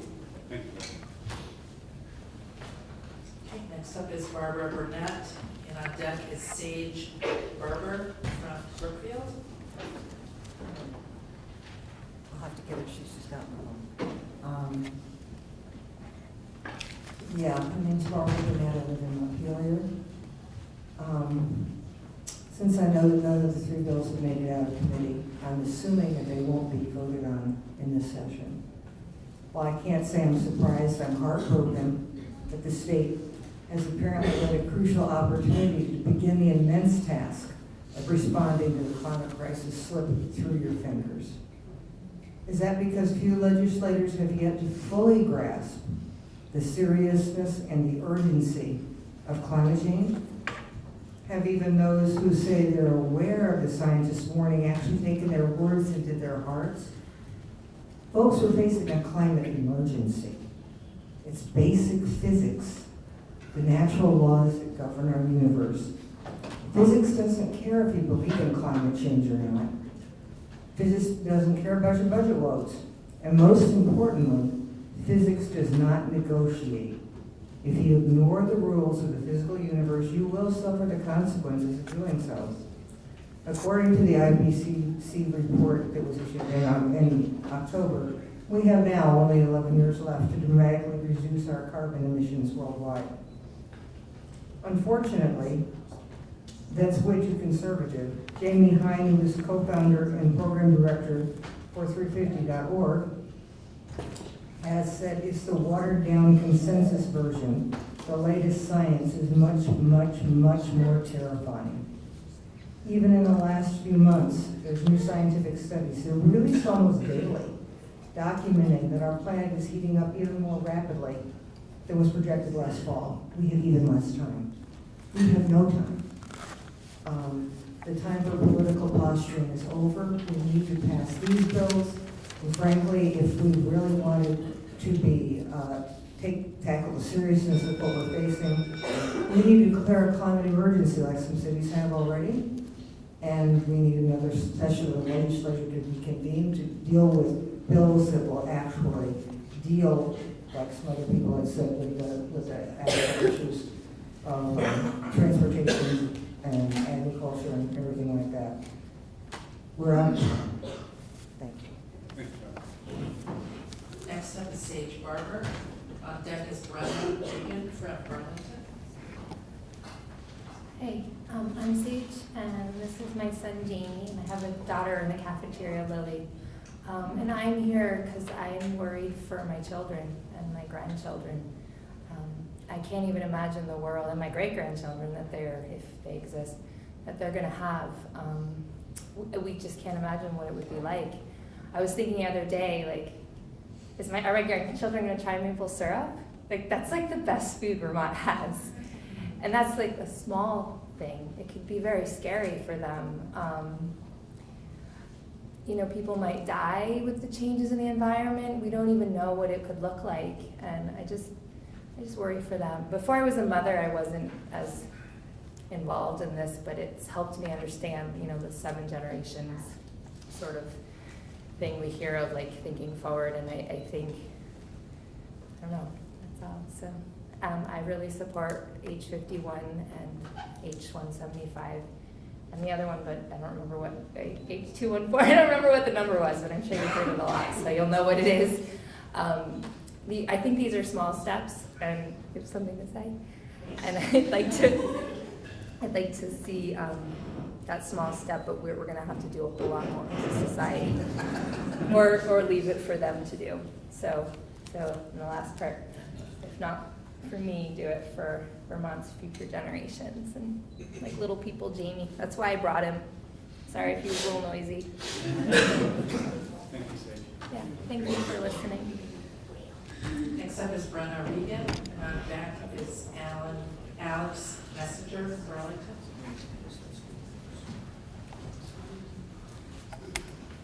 Hi, my name is Brenna Regan. I'm an environmental student at UVM. I'm also a part of a family supported directly by the fossil fuel industry, and I'm also here to strongly support the 3 bills before you, H51, H175, and H214. When my father lost his job in the 2008 economic recession, my mother has supported my family in the plastics and crude oil industry, most of my college education as well. However, 3 things have become clear to my family. First, we have to listen to our generation about what we need for our future. Second, the volatility of the fossil fuel industry is clear. And third, the transition away from fossil fuels is necessary right now. I live in the Queen City, Burlington, a place prized for being electrified by 100% renewables. Yet, this is not the case for our heat, our cars, or our rural communities. The comprehensive energy plan required by law writes that we need to source 90% of our energy need with renewables by 2050. Yet we continue to devote our resources to million-dollar pipelines, which are meant to last at least 50 years into the future. With the CEP's goals in mind, this would be a waste of money and stunt the transition to renewables that Vermont is looking toward. The Energy Action Network also reported that Vermont's air pollution has risen since 2013 due to fossil fuels, falling short of the Paris Climate Agreement, a commitment made by our governor. While the pipelines that we currently have carry natural gas to many homeowners and local businesses, the so-called clean fossil fuel fails Vermont's climate goals. For example, by 2014, methane was causing about 25% of global warming on the planet. Again, I'm here to strongly support the passing of the proposed legislation against fossil fuels, H51, H175, and H214. Thank you. Thank you. Next up is Alex Messenger, and on deck is Douglas Smith and Sharon. I'm here today because I'm scared. I have a vision in my head of a moment 30 years from now. My daughters, now 14 and 19 years old, have grown up and had children of their own. I have more gray hair than I have now. My grandchildren ask me about what Vermont was like when I was young. And after I tell them about sneaking in a ski run before work in November, or going to their mom's soccer game during April snow flurries, they ask me why it hardly ever snows anymore. And then I break into a cold sweat because then they ask, why did everyone keep burning fossil fuels when they knew it was heating up the planet? The trouble is, inaction on climate is rewarded by our legislative process, because choosing climate means taking the long view. Longer than your term in office, longer than your life, longer than my life. I want to be able to look my grandchildren in the eye and tell them a different story. I want to tell them that 30 years ago we got scared, and that then we made a change. It was a change that took courage and leadership, and it started right here in Vermont. You may be thinking that you're already making changes, perhaps around weatherization or other important aspects of the climate crisis. But why I support H51, H175, and H214 is that every dollar we invest in pipeline infrastructure delays our transition to renewable energy. Some of you will have a similar conversation with your grandchildren in 30 years. What do you want to tell them when you knew you had the chance to act? Thank you. Next up is Douglas Smith, and on deck is Terrence Cuneo from St. George.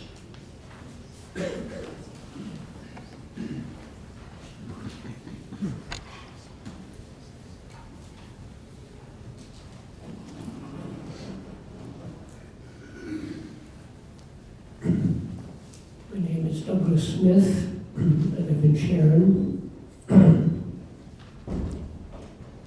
I looked my grandson in the eye a couple of weeks ago, and I said, Jet, you think I'm getting too worked up, too like crazy about climate chaos? You think it's too much in my mind? You think I'm like off the wall? He said, Grandpa, no, you can't be too worked up about climate chaos. He's a high school student, high school senior. He said, we're all in high school, one way or the other. We're either so depressed about it, or we're so angry about it. I was teaching about greenhouse gases and their effects 50 years ago in a course at a well-known college to undergraduate students in which we talked about greenhouse gases and climate change. And at least some of the students got quite upset and actually set out on a career where they never forgot about that. We didn't know all of the science. We knew the science, but we didn't know the details. And I went in the 1970s, that was 50 years ago, so in the 1970s, I became an international energy consultant on rural and renewable energy all over the world.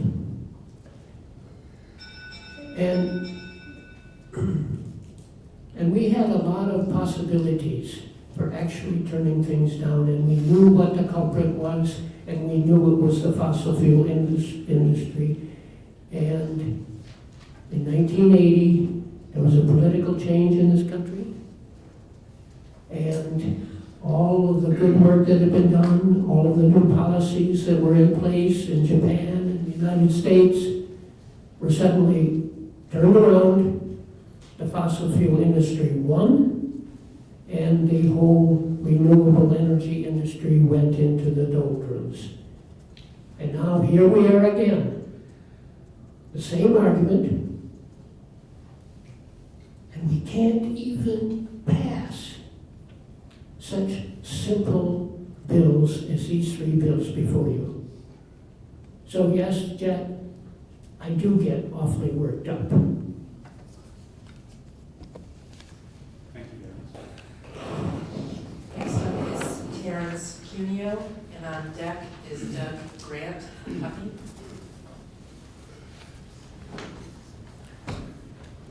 Terrence Cuneo, I'm the Marshall Professor of Moral Philosophy at the University of Vermont. I want to support the bills before you and offer a bit of a different perspective. My family is among the affected landowners and among the few that entered into eminent domain proceedings. I'm in favor of these bills because I don't want other landowners to go through what we did.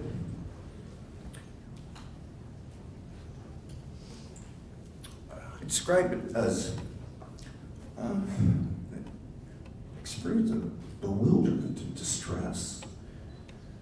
You open your mailbox one day and you're told that a pipeline's going to be running through your property.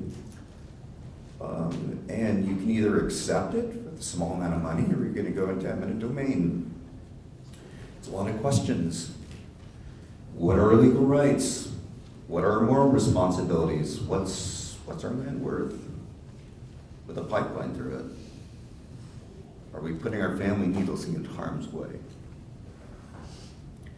It didn't take an extraordinary amount of foresight to see that this is going to consume our lives for the next few years, and it did, and hence the duress. We gradually learned that the agencies who wished to take our land and who were going to profit from it had nearly limitless amounts of money, legal resources, and power to get what they wanted. We had none of those things. And as a consequence, to echo something that Jane Palmer said, The negotiations felt like, doing it with a pistol to your head. You're going to be rolled over. And I just want to assure you that this is not an accidental byproduct of fossil fuel infrastructure build out.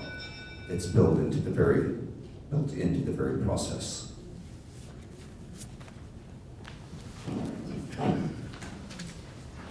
Next up is Doug Grant.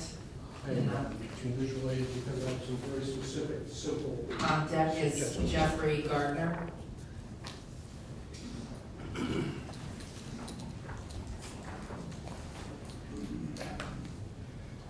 Greetings. I'm Doug Grant from Putney. I recognize many of your faces from the Climate Caucus. Mike Murky mentioned this to me. I didn't know this hearing was going to be here, but I boned up on it just yesterday. I came to your committee a year ago when Mary introduced this bill, so it's very special to me. I say I'm from Putney. I've been there 3 years. Basically, I'm a climate refugee from California. I have a cousin who had to evacuate from the Carr fire. I have another family member who's lost everything in Paradise. When I left California, I went to Lincoln, Nebraska for a couple of years to fight the Keystone Pipeline. I went to Texas, I went to Wisconsin, Minnesota, Michigan, North Dakota, South Dakota, the Athabasca tar sands, and other places fighting pipelines. I realized that's not going to get us anywhere, but this, I think, is important. This bill, I think, is a very good start, but I don't support it the way it's written. And what I've given you is 3 specific changes. We need to eliminate the exclusion for FERC-certified projects. FERC is an arm of Congress, and they do what Congress tells them to do. In 2014, I met with FERC, and I learned where they get their marching orders. It is from Congress, and I think Vermont, the brave little state, needs to take a stand for us specifically without having any encumbrances from the Federal Energy Regulatory Commission. So you'll see in this package that I'm suggesting that we not exclude FERC in 2 instances on page 1 and 3, and then also on page 3 there's a reference to allowing maintenance and repair, but we should not allow any rebuilding or replacement or twinning of any pipeline. Thank you. Next up is Jeffrey Gardner. On deck is Karen Bixler from Bethel. I'm Jeffrey Gardner from Bradford. Earlier today, I posted by email to the committee this petition signed by nearly 1,500 Vermonters from across the state opposing any new fossil fuel infrastructure development, and I'll leave it with the committee to circulate. From everything that's been said so far, it's clear that we in Vermont have maybe a little more than 10 years to do what we can to keep at bay the worst consequences, the most dire consequences of climate change. So I think it's important for you to imagine what will the next 10 years be like in Vermont if we don't pass these 3 bills, and if we do pass these 3 bills. If you don't, I think what you can look forward to is once that VGS recovers from whatever slight punishment it suffers for all the flaws of the pipeline it built, it will build more pipelines. That will mean more painful, costly hearings at the PUC. It will mean more disruption at work sites, as we've seen with the ANGP, and it will mean more people like Terrence and others will be living under the threat of eminent domain to move them from their homes. And many people will be living in proximity to dangers like those of the ANGP so badly constructed. There also is the possibility that if these bills don't pass, especially given the increase of interest in EVs and in heat pumps, that there will be greater demand for electricity being produced by gas here in Vermont. That is very much what ISO New England has been pressing for a long time. If these bills do pass, all of that pain, all of that suffering goes away, and at that point, we Vermonters, and I mean concerned and thoughtful citizens at large, and not just legislators and officials, will be able to turn instead to the really hard, necessary work of planning and building renewable sources of energy to be used in-state with funds that will be kept in the state's economy and not moved away. This will require Vermonters from the local level on up to make careful decisions about energy efficiency and conservation, and about land use and the siting of new renewable infrastructure, as well as net metering, renewable energy credits, and what could count genuinely as renewable and sustainable energy. In short, it's we who should get to work on these real problems without quibbling about goals or gimmicks to meet them, and without leaving the decisions to the big nationwide or international interests who know only how to go on pressing on us the extractive and polluting technologies we know are obsolete and dangerous. I urge you to pass these bills. Thank you. Next up is Karen Bixler, and on deck is Ulrike von Moltke for Sharon. Close. Was it close? Hello, I'm Karen Bixler from East Bethel. Most of what I'm going to wanted to say has already been said. It's been a long hearing, you've heard it all. I'll try to be really concise. These bills are not radical. These bills are baby steps. They're a very beginning of saying, maybe we could change our minds about the road we're on, which is obviously going the wrong way, and do something else. It's a very little step. These bills have no financial impact on the state.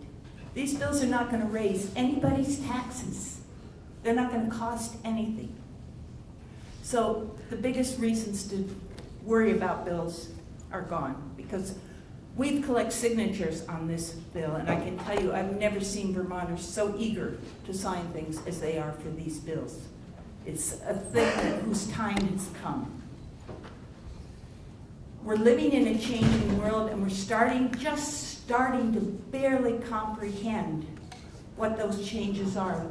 Vermont is finally going to recognize Indigenous Peoples' Day.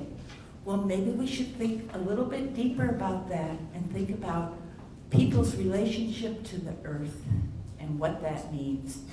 And that the earth is not just something to extract for our use and our comfort and our luxuries. It is what sustains us if we will let her. Thank you.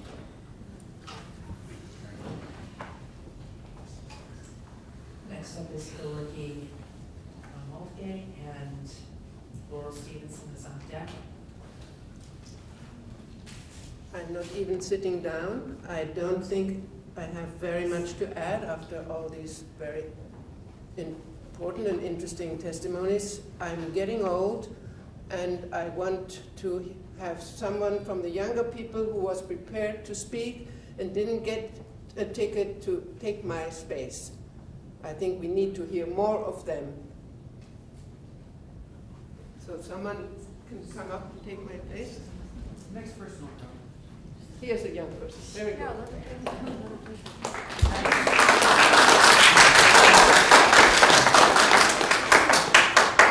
Thank you very much.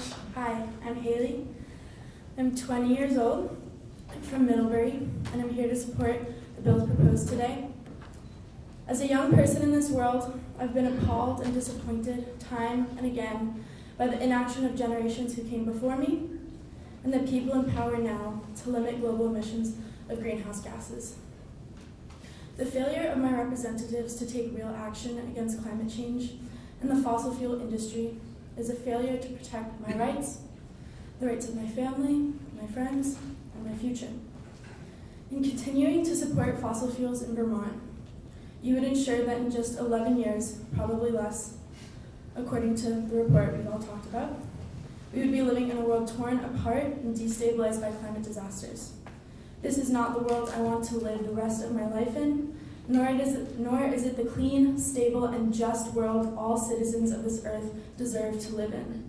By passing these bills and limiting Vermont's emissions from fossil fuels, we can fight against that version of the future and work towards a society based on renewable energy, equality, and respect for the planet. I want to thank you for choosing to grapple with these issues, and I know you will take this tiny step, baby step, to fight climate change and protect all of our futures. Thank you very much. Thank you. Next up is Laurel Stevenson, and on deck is Ariel Arwin from Heartland. I'm Laurel Stevenson from Heartland, Vermont. If I can yield my time to a young person, I'd be happy to do that. I think most of what I would like to say has been said. I certainly think that Jim Dumont has made good corrections to the no new fossil fuel infrastructure bill. My story is that I came here as not a climate refugee, but as a petroleum refugee from the effects of fracked gas, basically. I needed the fresh air of Vermont to heal, and I got off petroleum as much as is possible in this modern world in the process. And for that reason, I'm not as afraid, I guess, of the transition that we have to make. And it gives a different perspective to it. I've also been keeping track of the scientific literature, which actually is making the 11-year time period look like longer than we really have. Methane release from permafrost is happening now, apparently.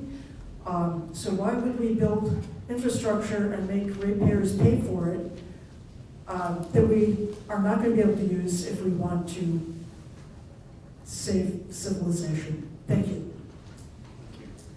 We're going to have time for 3 more people to testify, and I just want to give people a heads up if people want to give their time to someone else.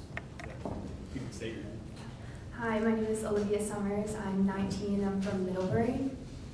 And I used to dream about having a family and having children, raising them in the Green Mountains, maybe having a spouse who hopefully knows how to garden, because that's something I want to do but can't. And now I try my best not to dream about the future. This bill is about more than fossil fuel infrastructure.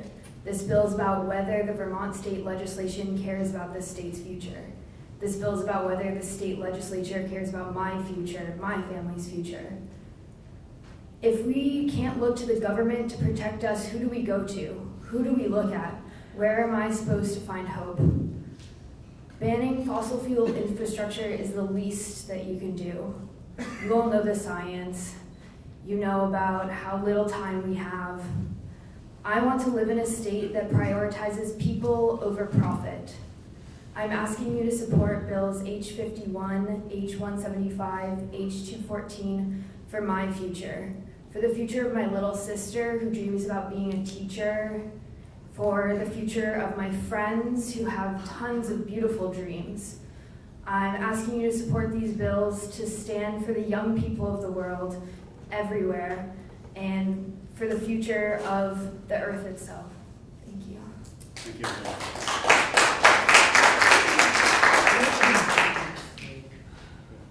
The next person up is Valerie Deering from Bristol. On deck is Rebecca Dowdwin from Montpelier, and the last is Carl Bayer from Reigate. Thanks for letting me speak. I'm also a refugee. There's a lot of us here. I came from Northeast Ohio and Western Pennsylvania, where the fracking was everywhere. It was ruthless. I saw what eminent domain did to people, how the oil people went in there and intentionally broke up towns, neighbors, friends, pitted them against each other, and then took their land. They waved a little money in front of their face. People were poor. They leased their land, thinking, oh, I'll get a little money out of this. They got dead farm animals. The organic gardeners and farms were devastated. they had to abandon their land and move. There was a fracking well a mile from my house. I got to go down there every night after work. I'd see the ground ozone ooze out from the fracking well base. That stuff will kill you in a second. My cousin lived right across the street. She has 2 kids. Her husband worked for the frackers. He made the pipe and installed the compressors. His kids were sick. They're still there, and they're still sick. Behind me and the rest of the refugees in this room, there's a few others coming our way. My mother on her deathbed told me, Valerie, leave. Go to Vermont. I did my research. I had to find a place to go. Vermont was the cleanest place I could find in this country. I'm here. I live in Bristol Village co-housing. We have heat pumps. We have solar. It's what I believe in, and I'm proud to live there. And it's the way of the future for Vermont. Thank you. Thank you, Rebecca. Excuse me. Next up is Rebecca. I want to make more space for Indigenous voices in the room to be heard, so Charlie's going to speak.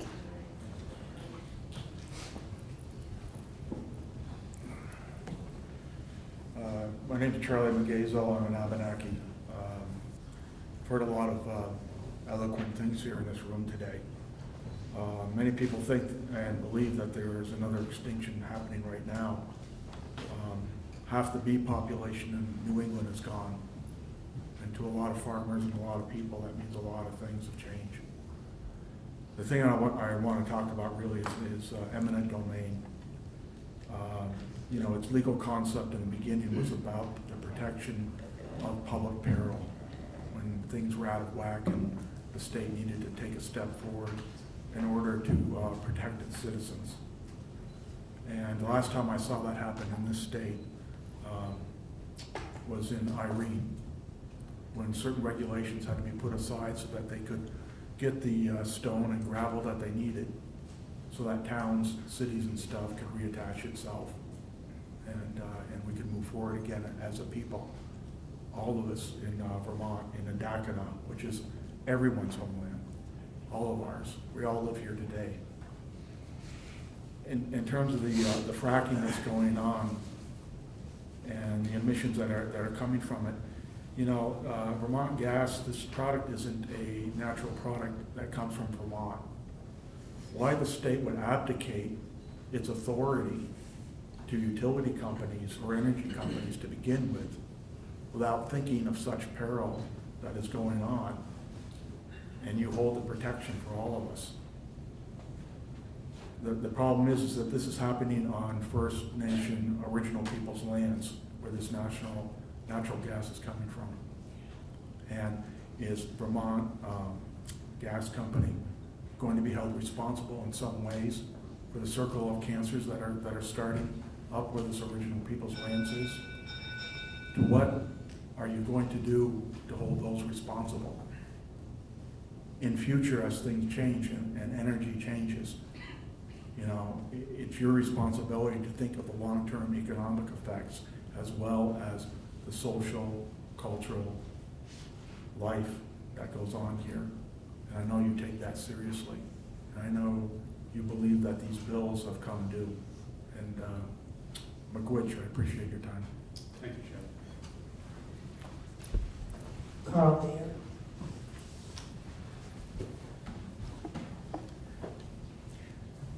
I'm from Reigate. I migrated to Vermont in 1970, burned some renewable fuel. And the environmental movement had started by that time. And so we had some hope. We demonstrated against Seabrook. Didn't work. But we did learn that there was technology coming that was going to make energy renewable for more people than those of who burned wood. Well, I'm very upset. You know, I went to visit my nephew in California who had to vacate his home. I went to Alaska to visit my daughter who was building houses in Alaska, and they could only build where there was no permafrost anymore. You could fix houses that were built on permafrost. And so I'm still upset after all these years. We knew in the 70s, like one gentleman told us before, we knew that there was an answer to this kind of energy production that we had. But we didn't do anything about it then, and we continue not to do anything about it. So I have now 5 children, and I have 8 grandchildren. And that's why I'm still upset. It seems to be the condition in our country. So in Vermont, we always have a chance to do a little bit better, and I'm sure you will. So thank you. Thank you, everybody, for your patience and your stamina, and appreciate you being here today.